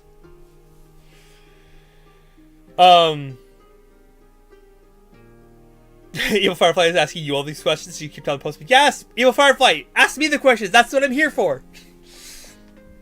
Okay. Katie, you here? What? Who? Huh? Hi. Double check Izatara. Did that answer your question? If not, if you're unsure more still about how to go about this, you could also, last pitch I'll sort of give you, go Tiefling with the wings, justify that, like, that's aspects of the class that you the race that you want, and then sorry, I got raided by Sweetie. Oh, Sweetie. Hello. Hi Bryn, hi Sweetie. Welcome. Where you got you guys Monster Hunter Day, right? Because it's Sunday. I saw you playing Monster Hunter earlier. I'm assuming it's Monster Hunter Day. You posted too many of the same emoji, I think, Bryn. I'm sorry. That was auto mod. I did not control that one. I think it's because it was just only emojis and like 4 of them were popcorn. It was like, nah, this is not okay. Hi, Rodder. Ask me questions, chat. I need more questions. I'm running out. Also, if you want to ask your questions and I don't get to them today, put them on the Discord server. I will get to them eventually. Some people have been waiting 3 months to get their questions answered. I am sorry for that. Or not 3 months, like a month. No, it's not been that long. It's been like a month. You just started this recently. Yeah, I started last month. But welcome, Sweetie. I hope your stream is good. If you're on my end, very quickly on the Twitch side, let me just quickly give a shout out to Bardic Sweet Tea. He is another very experienced D&D player that I've met and played games with. He is very fun to play with, both as a player. I don't think I've had you as a DM though. I can't say that much, but I've seen you DM. You're a good DM too. But yeah. Zatara, if this helped your perspective at all, what I was going to say, though, is if you want another route you could go, is just build them a Tiefling mechanically, swap out the fire resist from Tieflings for, like, resistance to, like, either bludgeoning, slashing, or piercing, or say your resistance to, like, I guess, yeah, I would say bludgeoning damage. Or like, I'd say bludgeoning or piercing damage, and then no, I think piercing or slashing, because bludgeoning damage would be like you take a sledgehammer to the rock. That's actually a fun piercing. Like you can't pierce rock. Yeah, what I would do is I would say get resistance to slashing and piercing, and then maybe like fire damage, but then take a vulnerability to bludgeoning damage because that's fun. Yeah, that's fun. I like that. If someone takes a sledgehammer to your head, then you're gonna start crumbling. Yeah, I was just thinking, like, what's the earth damage in D&D? It's bludgeoning damage traditionally. So yeah. I was gonna say resistance to earth damage, but technically, no, it makes more sense to be resistant to slashing and piercing. And I would give that little bit of a justification. But yeah, no, I'd go that route, or look into again the subclass that gives you the benefits that you want in terms of making this kind of character work, especially it being like a gargoyle that shifts between a person and a gargoyle. I would say like you could just be the person as your base race and then get the mechanics of the gargoyle from your class, because then your gargoyle shape that you become is gonna get stronger as time goes on, especially if you go like a druid or a warlock. Maybe, no, I would say druid or warlock mostly, maybe a sorcerer or a fighter, that they get benefits as they level up. Like if you're like, if instead of wild shaping, you like, I specifically shape into a gargoyle at level 2, and then you just like hard send that, and then all your gargoyle stuff gets stronger. Like you start with bludgeoning, piercing, slashing, resistance, and then you get resistance to other elements, and then you get a fly speed, and then you get all these cool benefits as you level up. That can be a really fun way to play the character. And in fact, that's probably would be my actual recommendation: is find a subclass for druid that replaces your wild shape with turning into a gargoyle, because then it'll scale really well. And then you can maybe even justify that when you're wild shaping as that druid, you can turn into other, like, statue versions of these animals. Which is sick. I like that. I want to steal that now. I gotta stop giving you guys 2 good ideas that I want to use. This has happened like 3 times today. It's literally happened 3 times today, Katie. I mean, that's what happens when you're giving people ideas. You're yeah. Like, damn, why didn't I think of that? Why did I think of that? I did think of that. Wait, hold on. Fuck.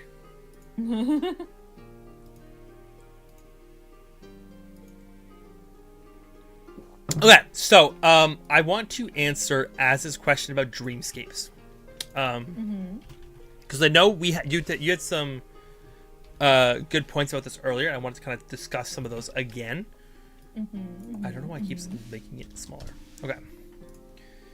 So Az asked, assuming you're still here, Az, how do you feel about dreamscape scenes? How would you go about not only making sure the players don't just have a backseat to the dream, but ensure that the interactions with it carry over to the material plane?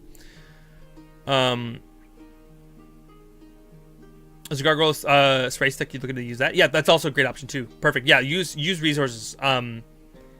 I don't have a gargoyle race myself, but I know that like people want to play gargoyles. There used to be there was a gargoyle race in Pathfinder I wanted to play. I'd definitely go for it. Anyways, dreamscape scenes. I think dreamscape scenes are things that both Kate and I actually do like quite a bit if done well. Because it can kind of foreshadow things to come. It can help answer questions that we have about our characters or about things that we're not sure about. It can help kind of help guide us and reset us sometimes. Correct me if I'm wrong there with that. Yeah. Something to make it so those dream sequences feel like they have a bit more impact is if you're doing a dreamscape sequence, don't be afraid to make the continuity of the dream continue through each dream. So if you're playing a character who has these dreams, say you save someone in your dream sequence, then how would you go from in the next dream sequence have that person be okay? Make that person be someone you can see in the dream again who's okay and wandering around whatever dream you're in. So you can know that what you did saved someone in that dream. And potentially, and this is what Katie was talking about earlier that I want you to sort of go into a little bit, was see if that when you successfully complete a dream that it sort of that those things can affect your real life as well. We were talking about prophetic dreams that could potentially be a way to go about that. But do you want to talk about your idea? Because your idea was really cool. Yeah, my idea was because we've seen this kind of thing happen in TV shows a lot, and it would be really cool to recreate it in D&D. But the idea of having a dreamscape that is prophetic, but not in the literal sense. Because when you think of prophetic dreams, you would think oh, I dreamed that this person dies and then they die in real life. You dream the exact events. But I'm picturing where you dream something metaphorical. The examples I used earlier when we were talking is maybe you dream about a pirate ship sinking and then later you meet a pirate captain and his life is in danger. So it's a metaphor for what's going to happen. Or there's symbolism in the dream. You keep seeing butterflies and then you see butterflies in real life after dreaming about them. And it's ooh, what does that mean? Make it a puzzle for your players to solve. Yeah. That's really fun. Yeah, you can also, and that gets your players to be attentive to what they're seeing or hearing, and how that can affect other people. Something I actually talked about before with Katie as well was, for me, I had a character in my Pathfinder campaign who had a connection to a god. Those godly dreams, they felt very disconnected, but then when those godly dreams started affecting her in real life, where oh, this dream is giving you a task to do in the real world. That was big. Another one was, the god told me that I should be expecting someone and I should take a look at someone who's going to be entering the town tomorrow. Then the next day, a kid shows up and I go, this god wants me to watch this kid? what? Why did the god care about a kid? That's weird. And that immediately gives, like, real world reaction things, like things that you have to think about when you start seeing the Katie's situation, or if you're being explicit in with my situation, like, it directly connects, oh, I'm in a situation that is being tied to these dreams I'm seeing. You know, just railroad the scene, nothing for players to do. Yeah, and if you're telling a sequence, yes, the sequence can be important, and you don't want things to divert too much, but give space for the players, especially if they speak up, be like, hey, can I insight check this person? Or can I, like, don't be afraid to let your players try something, because even if they try something, it's a dream, they might not be able to even do it. Or also, reward them for going above and beyond with their creativity. Like, if your player recognizes they're in a dream, they can do something crazy, like, I'm gonna summon a heavenly light to strike down this vampire that's about to attack this child. They're in a dream. If you can even reward them or give them autonomy in their dream, maybe that's something, a kind of power they can start unlocking as time goes on, because it only affects the dream world. It wouldn't affect them mechanically in the real world unless they start fighting villains inside the dream world, which is definitely totally a viable option, and that's kind of cool. Like, lucid dreaming, that's the word I'm looking for. Yeah. A villain dragging you into a dreamscape to fight would be so fun. Like, they just put the whole party to sleep and it's like, now we're in my domain. Did he leave? That sounds so dope. Sorry, I need more water because I'm dehydrated. I've been talking for 2 hours. Yep. But yeah, that's a really cool concept. Like, don't be afraid to have a dream. Break into that. You have favorite characters who share dreams with their parties as well. That's another great route to go. The choices that were made had consequences in the waking world. Yeah, it's a very good way to run that as well. There's your sip as. Here's one for me. Stay up a bit later. You also like the idea of psychic duels. I think psychic duels can be very fun. Psionics is not something that's often talked about in D&D 5e because it doesn't really exist. But I think you can definitely build characters and have sequences that feel psychic in, like, dream sequences. Like, don't be afraid to run those angles and those routes. Oh god, I can't remember. We had a few sequences that were, like, really crazy over the top dream sequences. I remember one time we were in a dream sequence, and I was playing a really spastic character. And I mean that in, like, the best way possible. Like, they were... Like, you think I've played Chaos characters now. No, you do not know the Chaos that I once played. This little fucking gremlin... Every time I introduced the character, I would rant for 30 seconds. To the point where in this dream sequence, the character went, oh god, and they covered my mouth with, like, a metal, like, thing so I couldn't talk. And my character just kept talking, like, and they just kept going. And then eventually the metal thing came off, and then my character just continued the thought that they were saying, because that's just who they were. But yeah, in terms of, like, basic bitch dream sequences, definitely make it so that the characters feel like that they have some autonomy in that world. Let them make choices, and if it kind of goes off what you expect, that's okay. D&D is always going to be the idea of, I don't know what to expect, I'm going to try something new. And you can still have those crazy moments happen in the dream that are important, but maybe it just comes in a way that's slightly different than what you initially anticipated. Or, and this is the beauty of D&D, if your player takes your dream off the rails, then maybe something that they incorporated into it becomes part of the plot. Like, if you find a cool way to add it in. Yep. Like, oh, they dream about a goat, and then you give the boss a pet goat, and it's like, oh, I dreamed about that, and it's like, you just kind of threw that in there because they decided to put a goat in the dream. That's such a weird example, but I love it. I don't know why I thought of a goat. Yeah. Probably because of watching the Baby Steps with Markiplier the other day, and he was talking about goats for like an hour. Yep. Rodder also gave a good option where, like, if a character hurts themselves in the dream, maybe they feel a little bit of pain in that part of their body the next day. Like, they said that they that's cool. hurt their wrist. They lost they got their wrist trapped in their hand trapped in a dream, or the wrist trapped in a dream, and then they their wrist was hurting the next day. Maybe you could give them like, oh, you really pushed yourself in the dream last night. You wake up and your body's kind of sore. You're gonna take a penalty to all strength checks today. What? Oh shit, that's painful. By being doing a lot of physical activity in the dream, you strain your mental and therefore your physical body because didn't get a full night's rest. Maybe you don't recover all your spell slots. Like things like that can affect them. But again, you don't want to punish players for being creative in the dream. You want to reward them when they feel like they do something that's really cool or creative. Like that's a really important aspect of those kinds of things. Okay. I'm gonna answer this one because I think it's fun. Miss Sat asks, thanks Az for putting me on the spot. Okay, so one question I wonder is, in my opinion, which would be better multiclass with Druid, Cleric, Warlock, or something else? It kind of depends what vibe you're going for. Druid's one of those classes that they really are kind of a multi-tool. They have a lot of options that they can already do. I have a simplified answer, if you'll let me. Go for it. If you're gonna primarily wild shape, fucking anything.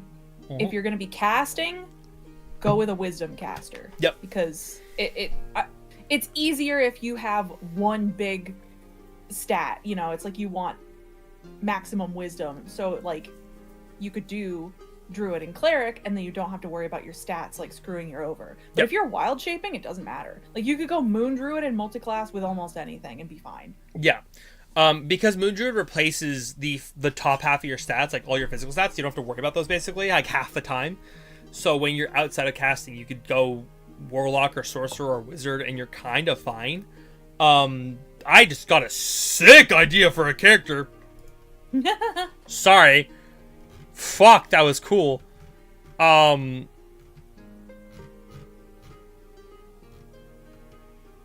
I don't know where to write this down. I'm putting this in our chat, Katie. Okay.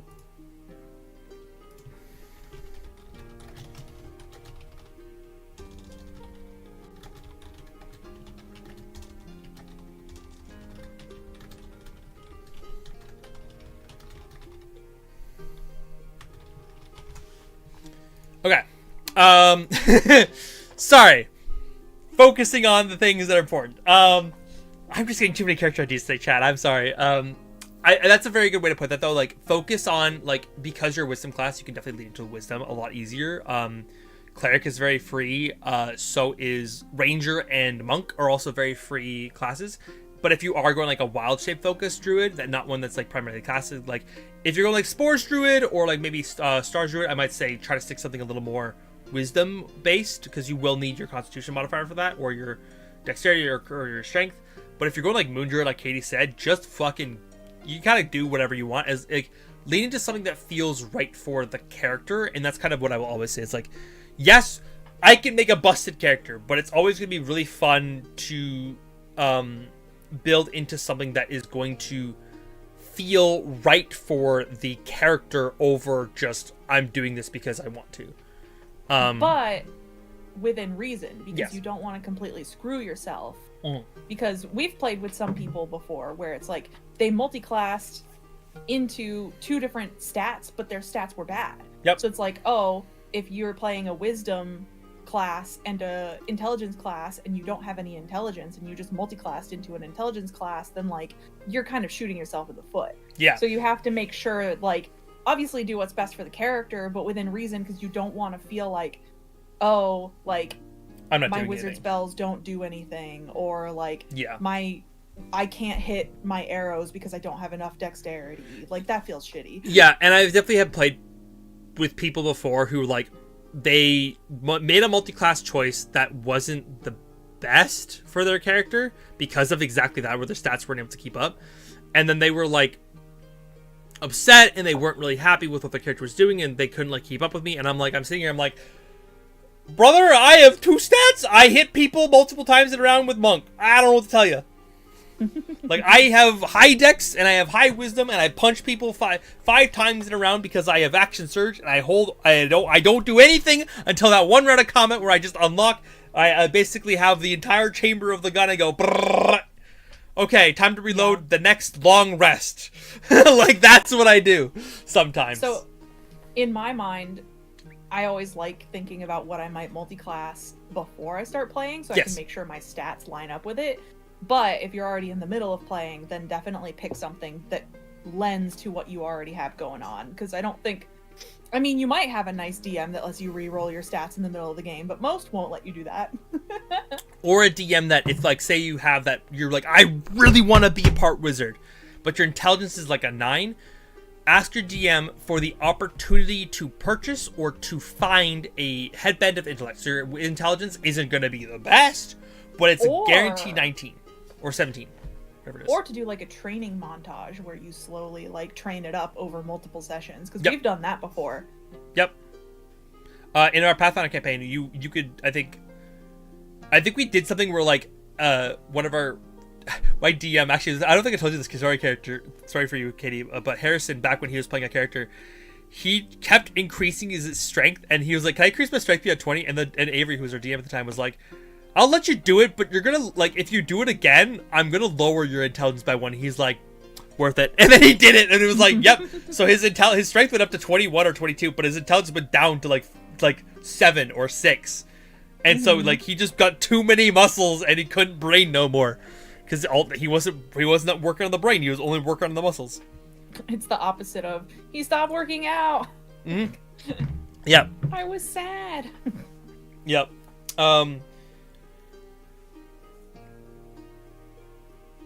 The Alchemist, Lord I mentioned earlier, is going to multiclass into Spore Druid later in the campaign, like level 6, so it's an odd combo, but it's all for sort of thing. Yeah, I mean, that makes sense too.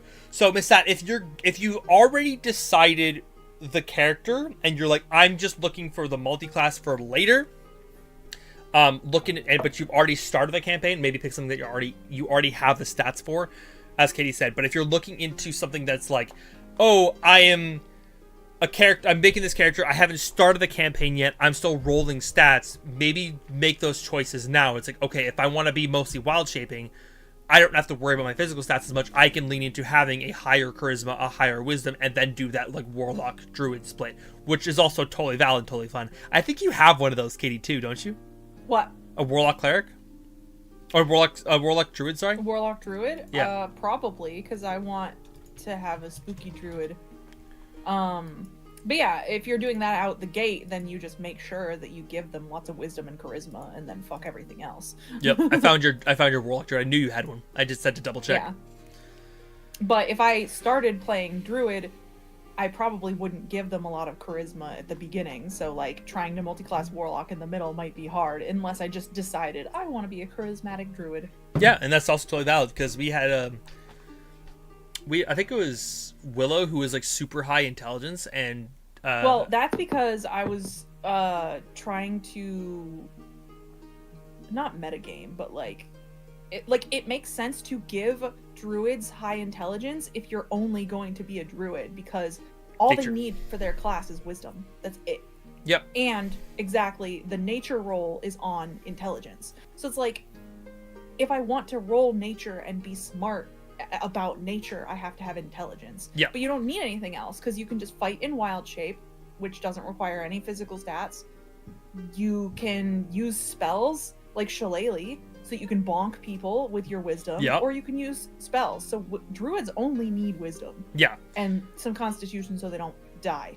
Yeah, I think that's the other thing with like I'm okay going physical characters, because I tend to have really good stat lineups. I've had some really stupid ones in the past. But like having a character who has like some high stats, I love having this like, oh yep, my wisdom score is the only one that's bad. I love that shit. I think it's funny.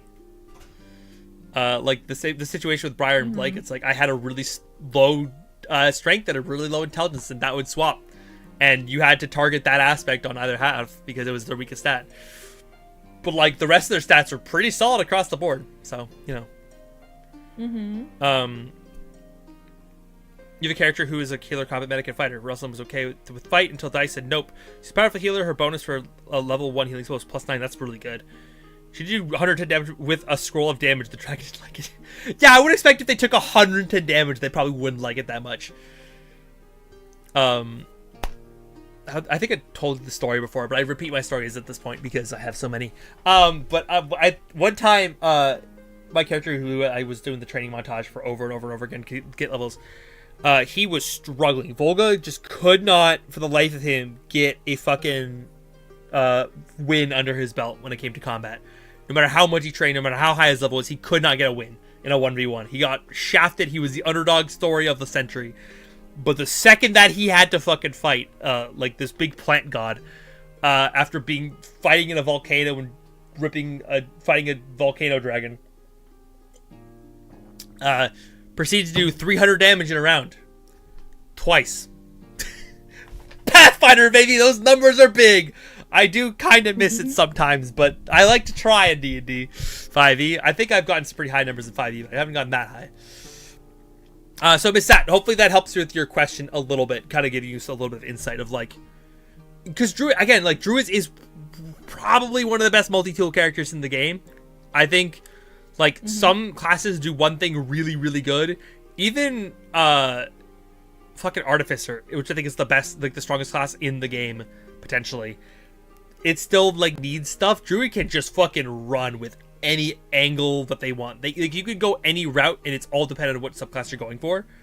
And I know that you're doing Hughes Druid, and I don't know Hughes Druid personally very well, so depending on what the mechanics of that are required, you could lean one way or the other.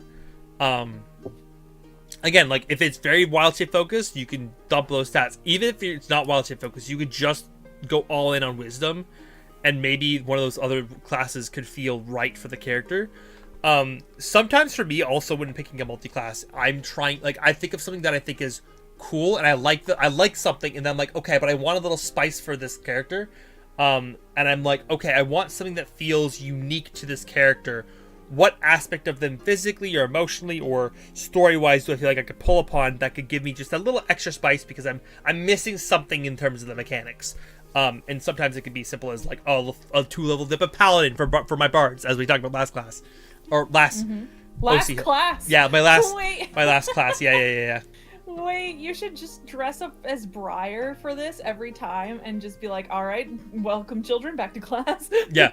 Welcome back to D&D class, where I'm going to be answering your questions and talking about nerdy shit all 3 hours. Briar just becomes a teacher. Yeah.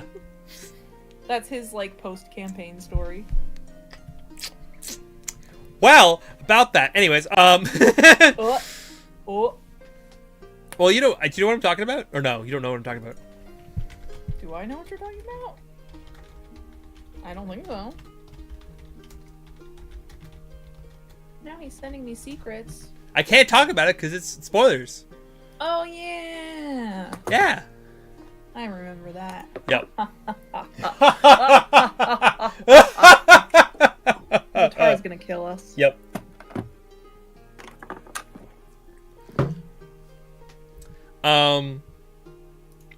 Anyways, next question. Onward. Ooh, people are giving me more questions. Yes. Okay, so we just asked Miss Sats. We did the gargoyle shifter for Zatara. If she's got a follow-up, she'll yell at me with it.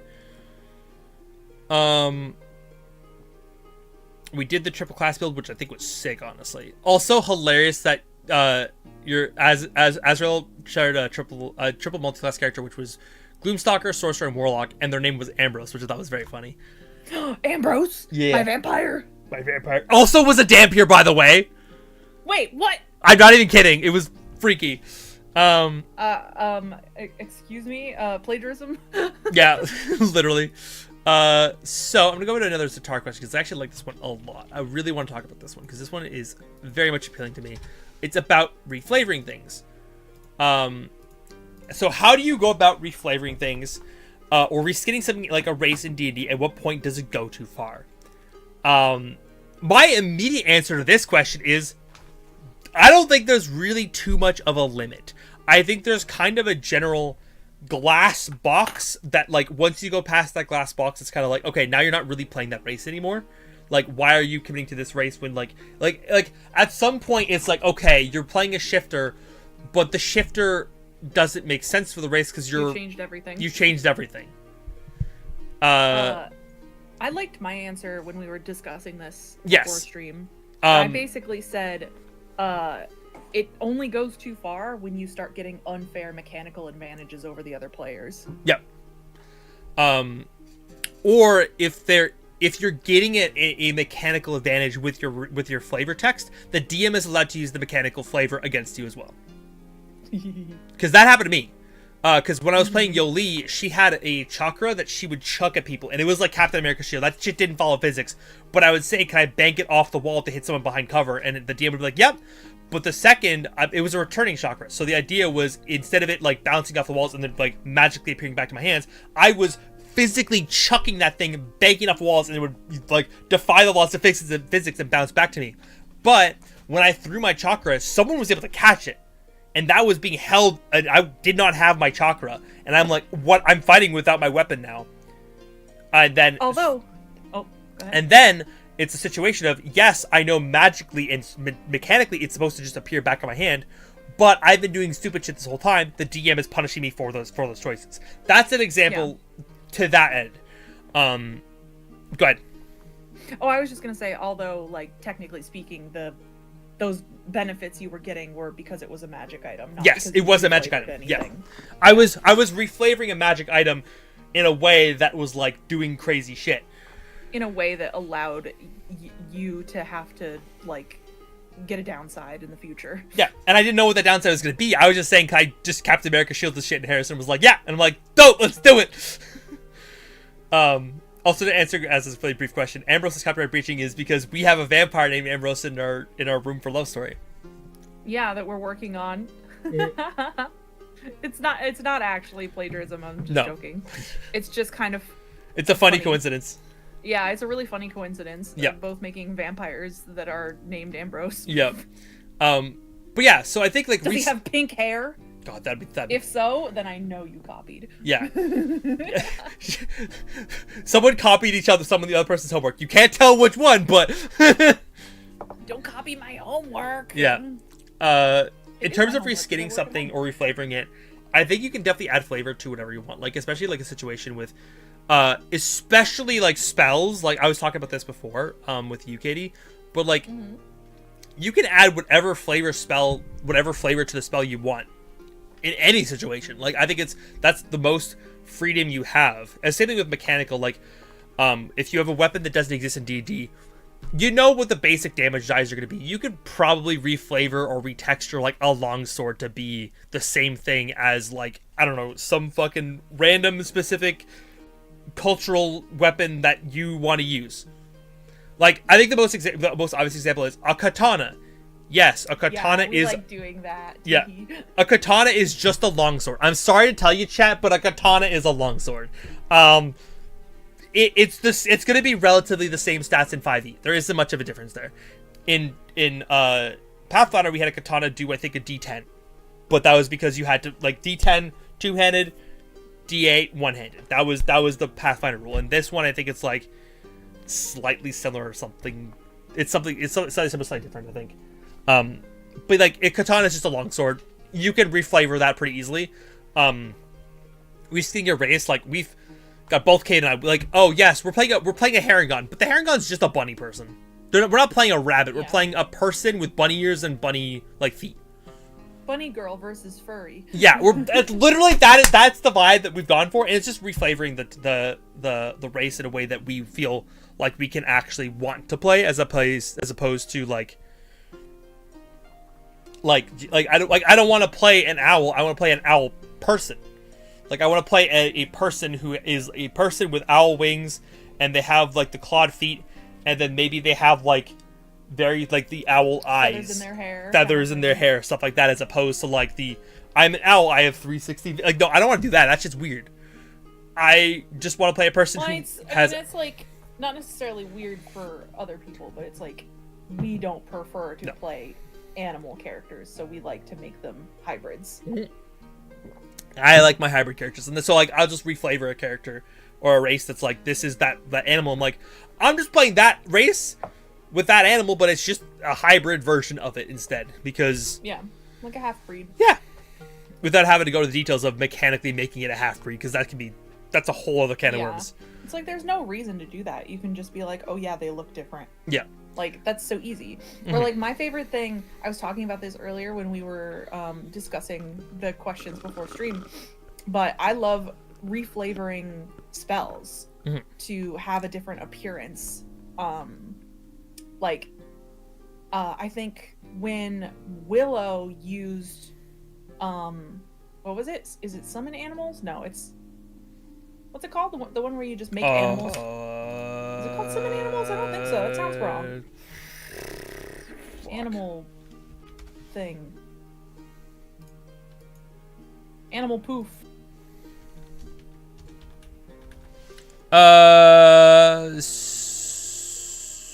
Summon beast.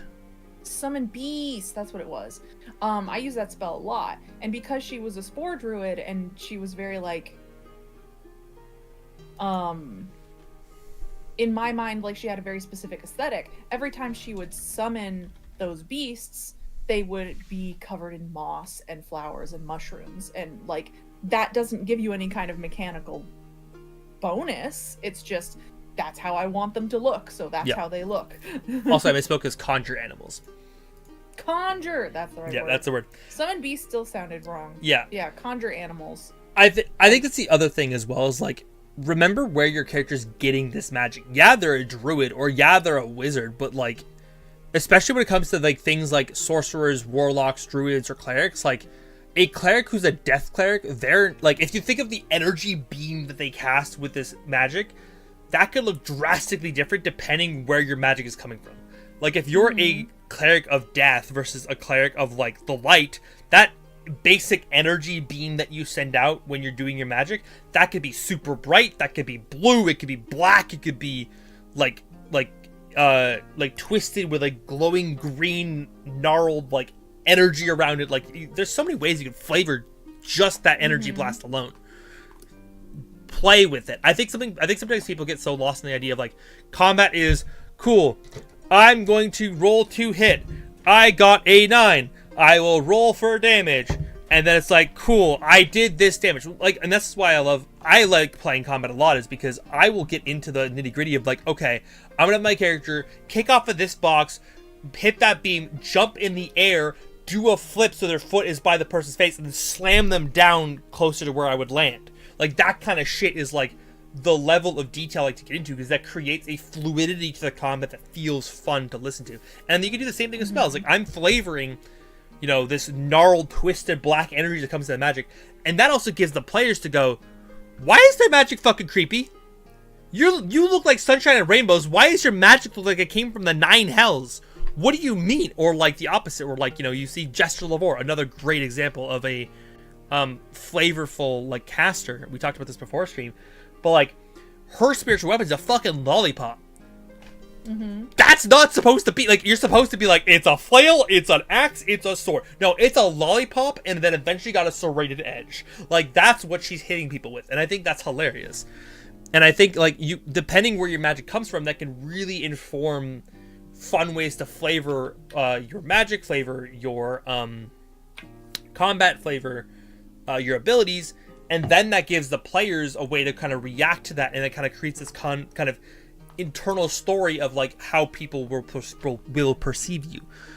And in terms of mechanics, I guess go all the way back to the question. In terms of mechanics, I don't think there's too much of a limit. I think if you're trying to do something, if a class or if a skin or a class or race already has the basic concepts and you need just a slight tweak, I think you're basically fine.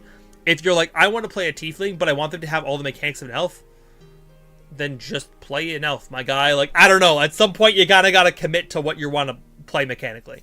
Though I will say, if you want to play like one thing, but you want to have aspects of another race, you could be like, maybe you are a person who looks like a tiefling but has mechanics of an elf because you were born and raised in an elf tribe by an elf mother, but your father was a tiefling, so you don't have any of those tiefling powers. Maybe you just have the innate, like, fire resistance or something, but like you get the elf spells. Like, maybe talk to your GM and try to work it that way.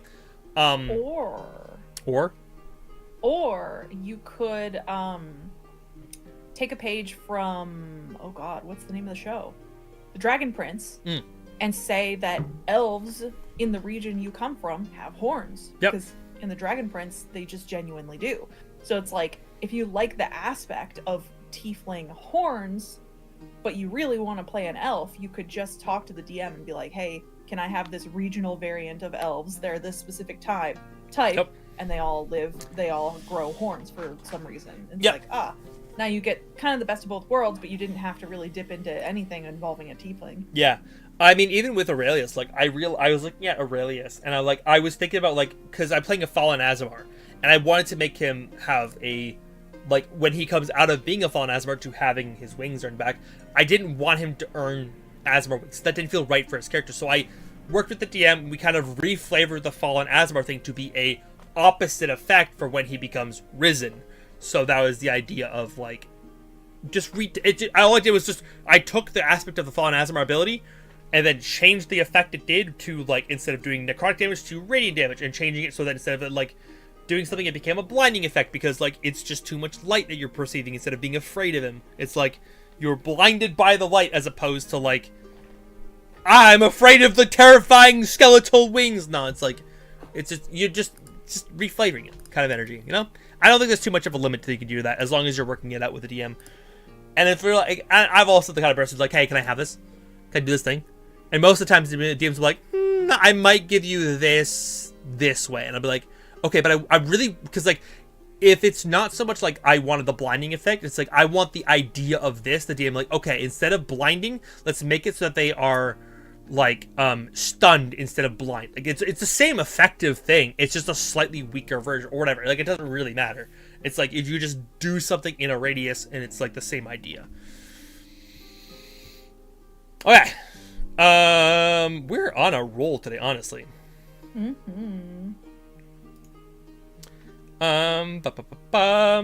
Hopefully that helps, Atara. We answered a lot of your questions today. Hopefully you're getting a lot of good notes and not just like, these guys have been talking about shit. I don't understand what they're saying.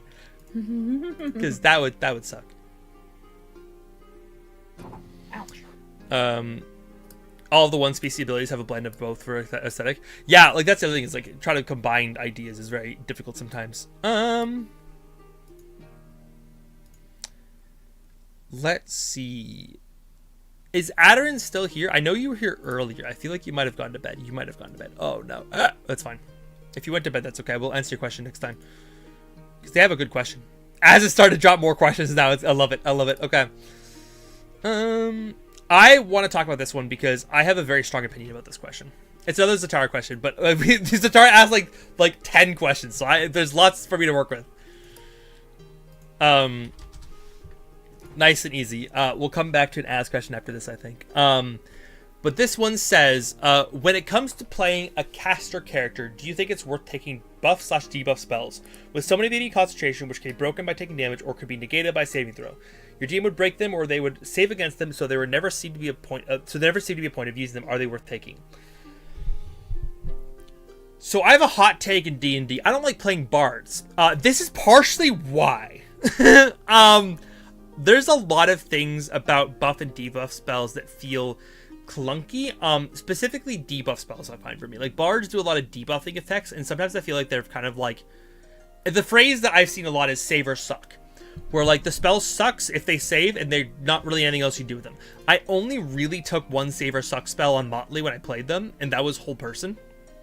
And the one time I used it, it fucking killed. It was disgusting. I killed an entire boss fight because I trapped them in their human form because they couldn't transform in time. So that was wild. But, like, I recognize that this is kind of a thing. There are some ways to circumvent this, so if you really want to play a debuffer or a buff character, you can make it work. Ironically, however, I will say I love buff spells.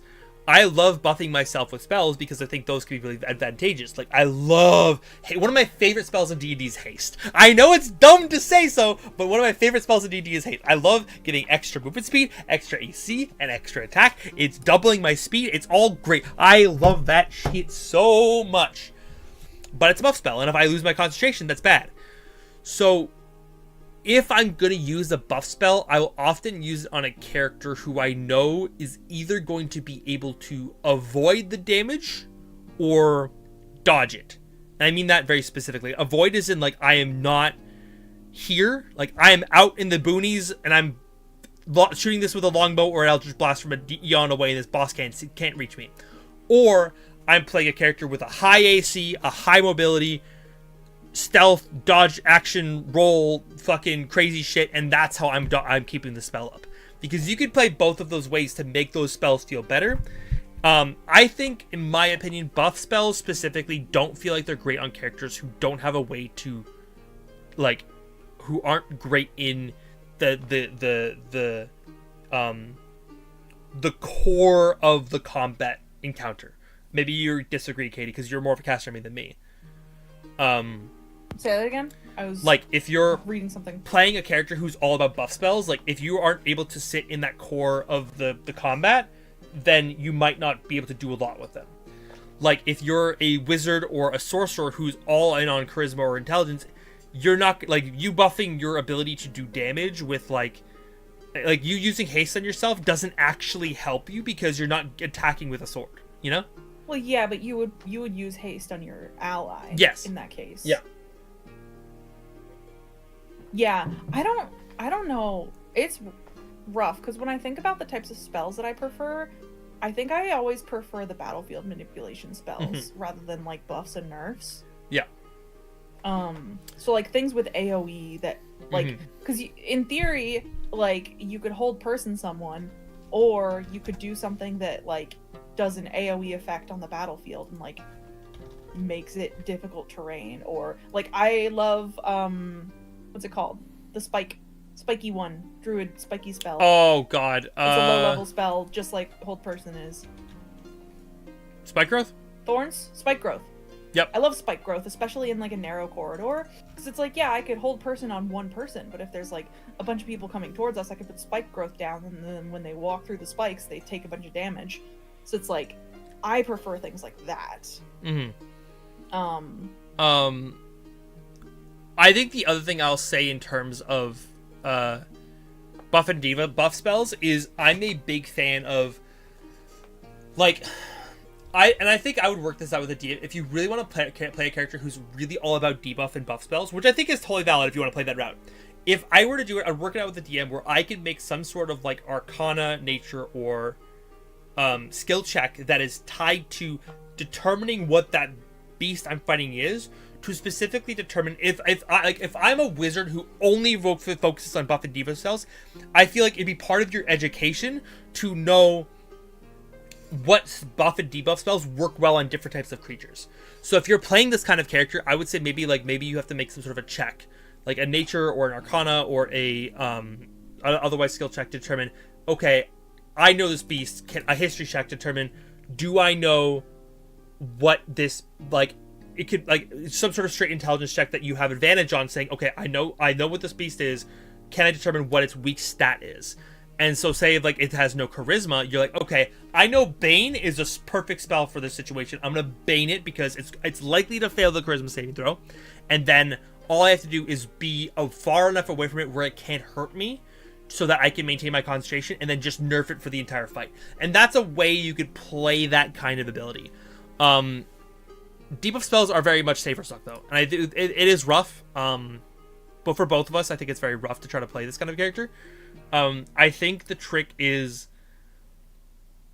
if you don't have the knowledge yourself to determine whether you can determine whether like which stats you want to target with that kind of thing, I would say try to find a way for you to be able to get that information for your character, so that they can, like, get some sort of magic item that is like it's the analyze button in, like, Digimon or Persona or fucking, like, Final Fantasy, where, like, okay, I tap my glasses and I can analyze it and I can determine its weaknesses.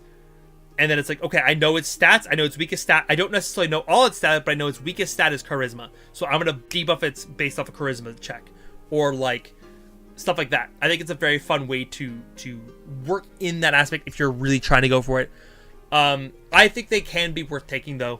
I think it just, like, I would not be entirely reliant on these types of spells. I think buff spells are great on fighters and rogues and monks. Maybe even barbarians, but it depends on what you're doing. I think buffing an ally is going to be more beneficial than buffing yourself in a lot of the cases. And debuffing an enemy, it's rough. It's rough because it is very much a safer stock. So I think if you have a debuff spell that can target more than one person, they immediately become more valuable as well. Same thing with buff spells. Like Bane and Bless and Bane are, I think, some of the best buff and debuff spells in the game, I'd say. Because it's a situation of, like, I'm hitting multiple allies. Yes, I'm the one holding concentration. But for the duration of the spell, everyone is getting a D4 to their attack rolls. All of the enemies are getting a D4 negative to their attack rolls. That's a passive benefit for hitting 4 people or like 5 people. That's really, it's just completely swaying the battlefield in your favor, as opposed to be like, okay, I'm hitting the barbarian, haste, go. Like, that could be beneficial, but I think giving it so that everyone has more consistency can be more valuable than just trying to, like, put everything you have into one person. Because if you put everything in one person, if that person goes down, you just lost your spell anyways. So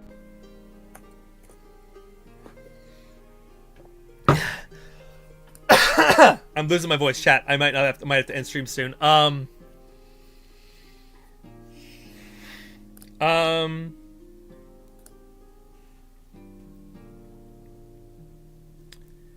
Okay, I think that covers that one. It does. It's a tricky question, but I think they can be worth taking.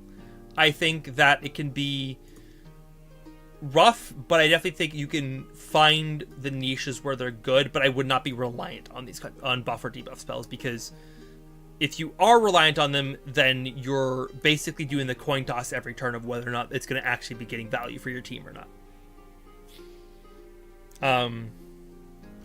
Okay.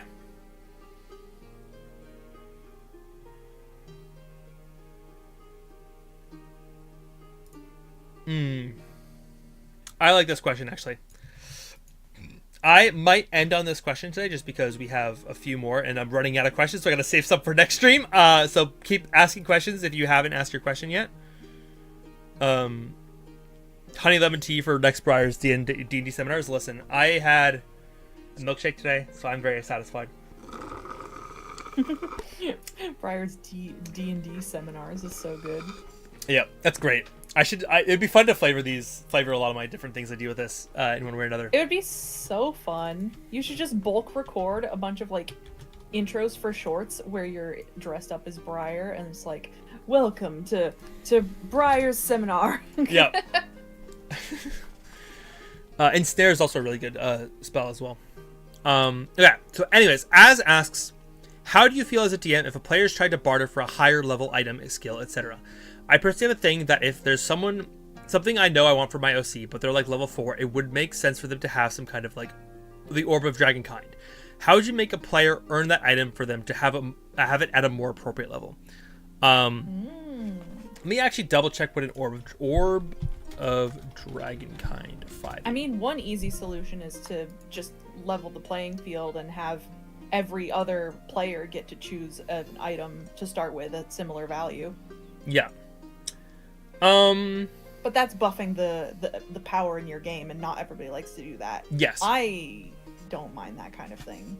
I don't care how strong. I'm here for, like, ramping up a game's, like, power level. I literally, I know it's hard on the DM, but if a DM can handle it, like, I love the aspect of, like, getting 6 shit. I think having 6 shit's great. Like, when Aurelius got his lightsaber in our campaign, Katie, I thought it would be a good thing to give someone else for the sake of letting someone else kind of catch up to Aurelius, but everyone was like, it feels like it should be Aurelius one, and I was like, yeah, this is a mistake, I'm going to run with it.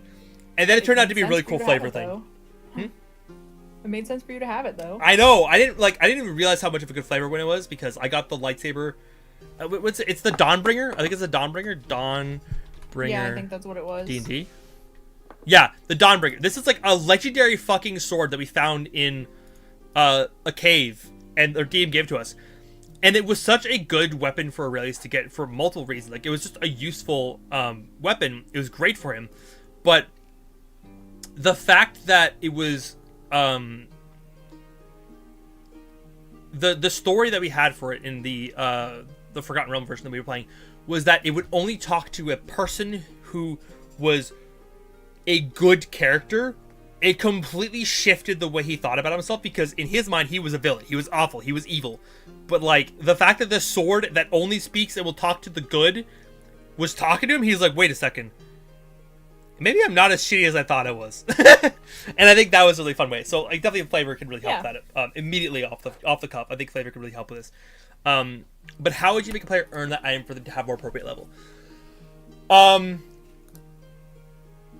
There's a few ways that I did things that I think could be easily translatable. One of which is have a dormant version of it.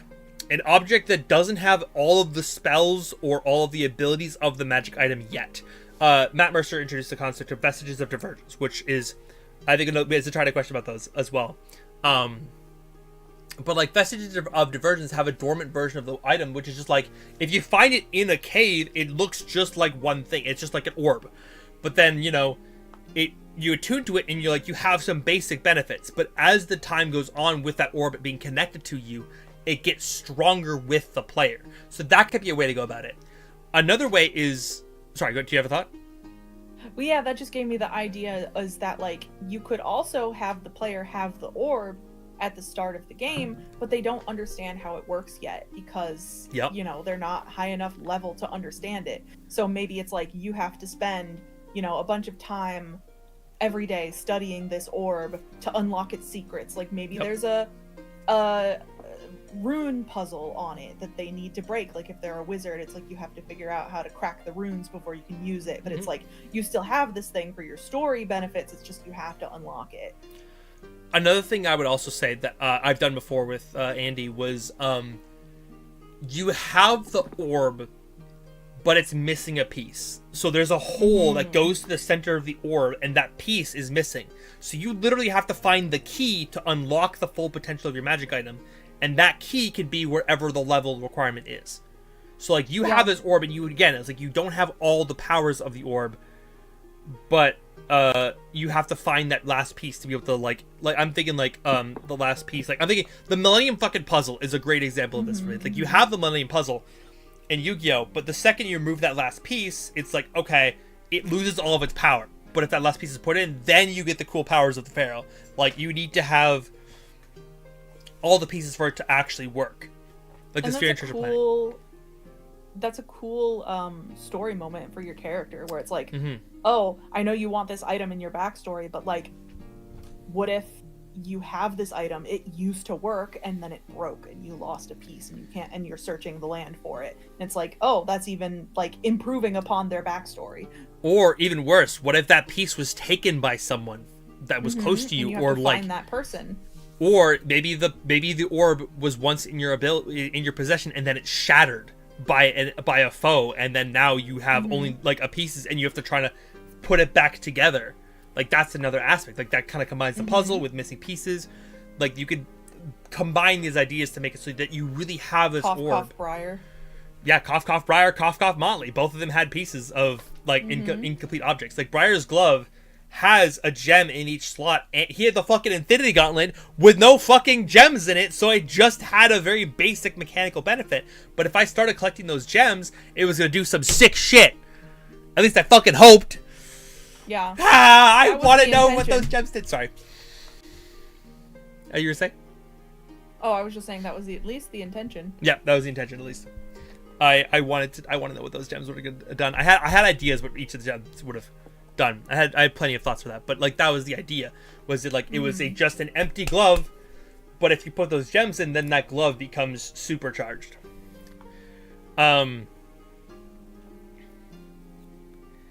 Yeah, I'm also the person who's like, if like I think a single magic item doesn't break a character. Usually, if the character's strong, they're going to be strong with or without the magic item. I think if you give, like, if you're the DM in the situation, again, I would say I'm here for a higher power game, because like at the end of the day, someone getting a cool toy in D&D is not going to break your game. It might make that some fights are better or worse, but every character is still going to have the same weaknesses. regardless, like we talked before about giving someone like a headband of intellect. Yeah, the headband of intellect might make their character feel a little bit better for them, but it's not going to break the game. So suddenly you have to deal with a wizard spell list and a cleric spell list. They're going to have that spell list no matter what. The wizard spells just kind of function the same degree of their cleric spells now. With the Orb of Dragonkind, you're going to have a few extra spells a day.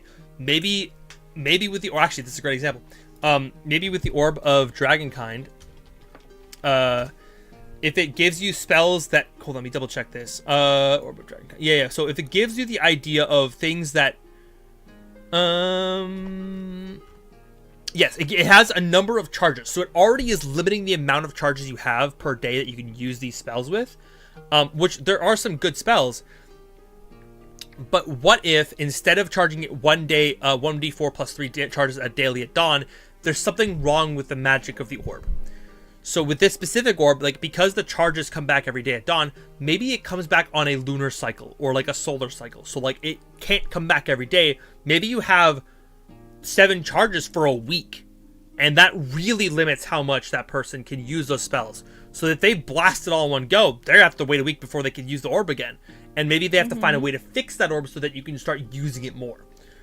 Again, rewarding those reward your players for when like I'm a person, like Katie knows, I've played like games like this all the time, where I will keep everything in the clip until it's like time to go, and then I'll throw everything I have at a boss. And I love doing it like that. Heck, you guys saw me when I did that with Baldur's Gate, where it's like I would sit there and realize that I'd burn through my smites and stuff when we fought big enemies, because like I gotta kill things fast. But like this, I'd always want to rest because of it too. But when like I would wait because I knew we were coming up to a boss fight soon. I was like, I'm not doing anything. I'm gonna wait. Second we get to the boss, unload the clip, fire. That boss takes 150 damage at a turn. It's like, well, I haven't been doing anything all day. I'm waiting for this moment. So yeah, I think there's ways to play it so that if you want to limit the amount of power a magic item can have, you could do that. But overall, I do think that like most magic items aren't going to make or break your game. I think if one person gets a cool magic item, I think everyone should have the opportunity to get a similar magic item that feels good for their character. We talked about vestiges before. Like, if you're going to give a vestige of divergence to one character, do the Matt Mercer and give it to everyone. Unless that player goes above and beyond to earn that vestige of divergence. I think the only example of this I can think of with Matt Mercer is with Ford in Campaign 2. He got a vestige of divergence, but he fucking did the work for it. Him and Caduceus did the work for that vestige of divergence, and they earned it. Like, they literally reforged the sword in a fucking volcano to get that shit fixed. You like, if none of the other players are gonna do the work for it, then maybe that player who's doing the work for it, like we talked about, like, you know, if they have the magic item and they're putting in the hours of learning it, putting the hours of connecting to it to really be able to use it to its full potential, that's different. Like think of it like if you have a party and one person's like, okay, I'm gonna go to bed. And they go to bed and they spend the next 6 hours before they go to bed constantly working on this device to try to unlock its potential, versus the character who's like, I'm gonna go drink and goof off. Like, that person who goofs off might go gambling and maybe they make a bunch ton of money. The other person's been working on this puzzle for 6 hours. That should still give that player some sort of benefit and some sort of reward to unlock the power of whatever magic item they're trying to get. I think the idea of unlocking something is equally as valid as, like, finding something cool after some crazy dungeon. Also, give it to the... I didn't even talk about this yet, Katie, but if they're going to get a sick item, give it to them when they do a cool story moment.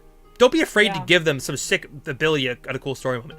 Because, like, in a situation like, oh, the Orb of Dragonkind, maybe it's behind the boss of the enemy that you're supposed to fight. That is, like, your destiny.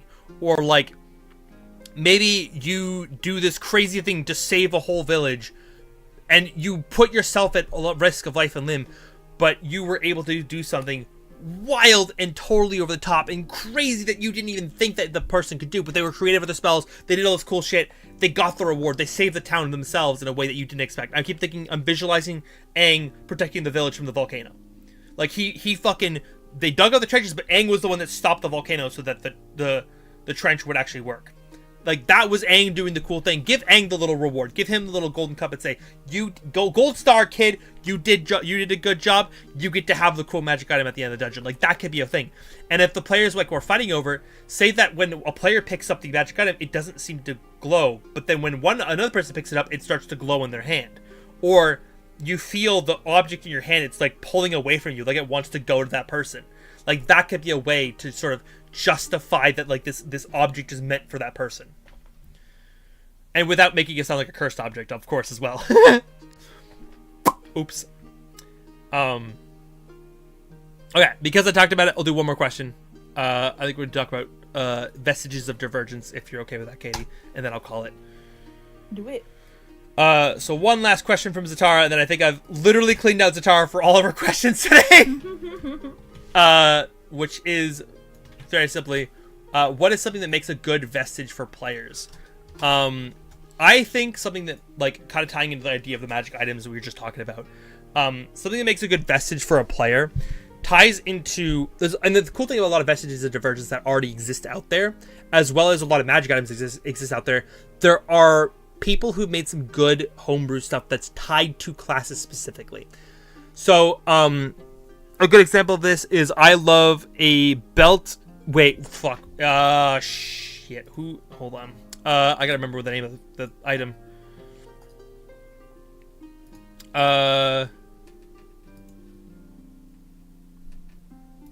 Let me double check. It's... Shit. I need my Google Sheets quickly. Because I don't remember who this character is. Or what the name of the item is, I should say. A Dragonhide Belt is a magic item which was released by, believe it was Fizban's Treasury of Dragons. So this Dragonhide Belt was released in Fizban's Treasury of Dragons. It specifically references Ki, which is obviously a monk class ability. So because it's like tied to that, it's immediately you know that vestige or that item is immediately going to be good for the monk and not useful for anyone else. So by tying it to specific abilities, that could be a good way to lean into that aspect. Sometimes a vestige of divergence is just like a good flavor for a character. Like I have a Goliath barbarian that I really want to play, who I would want him to specifically get the Titanstone Knuckles like Rog, because I just want him to just keep getting bigger in size in combat, and I think it's hilarious that that's an idea I can do. So the idea would be like, yeah, Titanstone Knuckles just doubles his size again.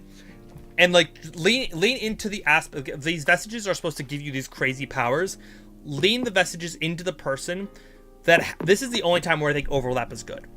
So if you have a Storm Sorcerer and there's a vestige that's all about storm magic, give it to the Storm Sorcerer. Like lean into those aspects of the character that feel like that is their mechanic. That is the sick thing that feels right for them. And then just the vestiges, and I think magic items in general, should be a way to amplify what is being done with that character. The reason the lightsaber, the Dawnbreaker, whatever it was so good on Aurelius was because it did radiant damage, which was, Asmar. It was a good natured weapon that only talked to people who were good, which was in opposition to his personal image. But also it was a long sword that specifically did dexterity and was a finesse weapon. So even though he had like less strength, he was able to wield a longsword, which felt good for the character because he was able to like connect to the sword that was a stronger sword for him than anything he would ever be able to have, because it was a dexterity weapon. So I was able to get advantages with that just by it being a finesse weapon alone and being lighter. So it was able to amplify those aspects of the character, his self-perception, his connection to his Asmar blood, the fact that he was a finesse fighter, even the fact that I believe she specifically spoke the Celestial language as well, which was another reason that it connected to Aurelius on that much of a deeper level, which felt great as a player using that weapon. And I guess similarly, like even just the returning chakra on Yoli, like that was such a simple fucking like easy. I got that like the first couple sessions. I had a basic fit chakra before that. I got that, and I was like, that's all. I asked the DM like, I want this early on, if that's okay. Gave it to me a few sessions in, and I just ran with it. And all it did was it amplified the idea of what that character was trying to do. I threw chakra, and then chakra bounced off object and came back to me. That's all I wanted, and I wanted to do some crazy shit with that. Before that, she was just hitting people with the chakras, but then it became an extension of her body. And I did some crazy fucking shit with that. The idea was it was almost like magnetized to me, so when I chucked it out, I could call it back to me like Mjolnir at times as well. It was both Mjolnir and Captain America's shield at the same time, and I loved it. because at one point I was like, this monster was chasing after this lemur folk, and I ran out to the because I'm monk, I bolted out to the lemur, and I'm like, it's 20 feet away from me, I'm gonna chuck it, and I'm yelling at it to jump on. It jumped on the chakra, and I pulled the chakra back to me, and I just put the lemur on my shoulder, and I booked it back because I had monk speed. But the idea was that monkey's not gonna keep up, not gonna outrun that thing. I can. But the chakra will also outrun it, so it'll come to me, and then I'll just... And so taking up, like, again, in my opinion, magic items are fun, yes, but a magic item that amplifies the idea of that character, the mechanics of what they want to do every day in a session, those are the ones that feel the best. And a vestige is just all of that times 10, because a vestige is something that literally evolves with the player, evolves with the character. Like, you think of Vax in Vox Machina, yeah, they tweaked it a little bit in terms of the mechanics in the show, but like his armor gave him that super speed, and then when he got to the point where he was strong enough, he got wings, and that was like what he needed in that moment, and it all tied into what made sense for the character. The item, I believe, was made far before Vax started wearing it, but the idea is like, he knew what he was going to get into when he got that item, and then that item just became more and more, like, it just connected to him at a deeper level in so many great ways. Yes, okay, I think that's the logic behind Vestiges of Divergence. I think try to make it connect to the player in a way that feels right for the player. Look at what the player is playing. Like, if they're playing a monk, leaning to something that may be good for monks. If they're a caster, leaning to something that's good for caster. There's some neutral vestiges that are just good across the board for every character, but they're a lot of ones that will tie into the things that feel right for that character. A lot of them also just naturally give stat bonuses, and if that stat bonus does not make sense for the character, that is probably not good for the character at all. Like, it said, like, I think the Titan Stone Knuckles give you a, like, set your strength to this number. Well, if the character isn't a strength fighter, then that doesn't really make sense for the character. Like, if they cast spells and are a sorcerer, why do they want the Titan Stone Knuckles to punch people? Like, that doesn't make a lot of sense. Whereas a barbarian, Titan Stone Knuckles, really good combination, and that's why Grog was disgusting. Okay, I think that's it. I think that's all I got. I think that's my logic in terms of all those messages and magic items and shit. Thank you so much for everyone who hung out and asked questions. I am gonna do one of these very soon, so if you have a question and you happen to be watching the stream, or even though got to this late in the VOD and you want to ask me a question, drop in the Discord server, leave a number there, leave a question there, in the OC help chat, and I will get to them next stream for sure. I absolutely love doing this. I think it's a lot of fun. If you have any questions that you want to ask me again, don't be afraid to ask. Genuinely shoot those questions over the Discord chat, or come to the next stream and just post it and I'll get to them. These are really fun to do. More fun than I thought, just like talking shit about D&D and give my opinions. But yeah, thank you for hanging out.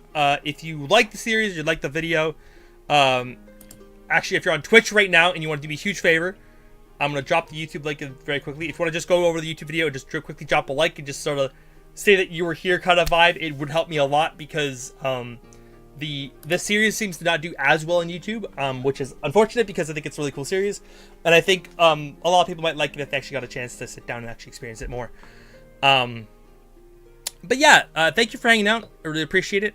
I'll catch you guys next time. We'll be doing more of this real soon, and if you want to know when the next one's going to be, the best place to find out, as I said before, is the Discord server. I'll give the blast for when those to come out, or just come visit the stream. I usually talk about when I'm going to do these on stream. Yeah, I love that you guys get to ask me tons of questions. It's honestly great. You're hella enjoying the Q&A streams? Yeah, the Q&A streams are really good. In terms of what's happening this month, I'm starting a new game on Wednesday and a new game on Thursday. So you want to be here for both of those games, because we're doing a dating sim and a really heavy story game this month. So you want to be here for both of those. I'm going to start one game, this Thursday game I'm starting this month. I'm going to finish it in June. Letting you all know I'm probably going to have to finish that one in June. But the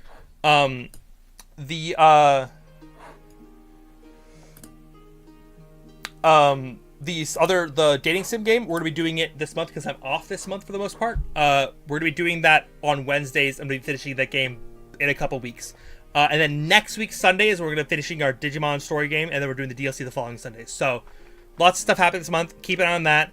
Keep an eye on the shorts, and I think that's it. Thank you so much for hanging out again. I love you all. We'll do more of this real soon.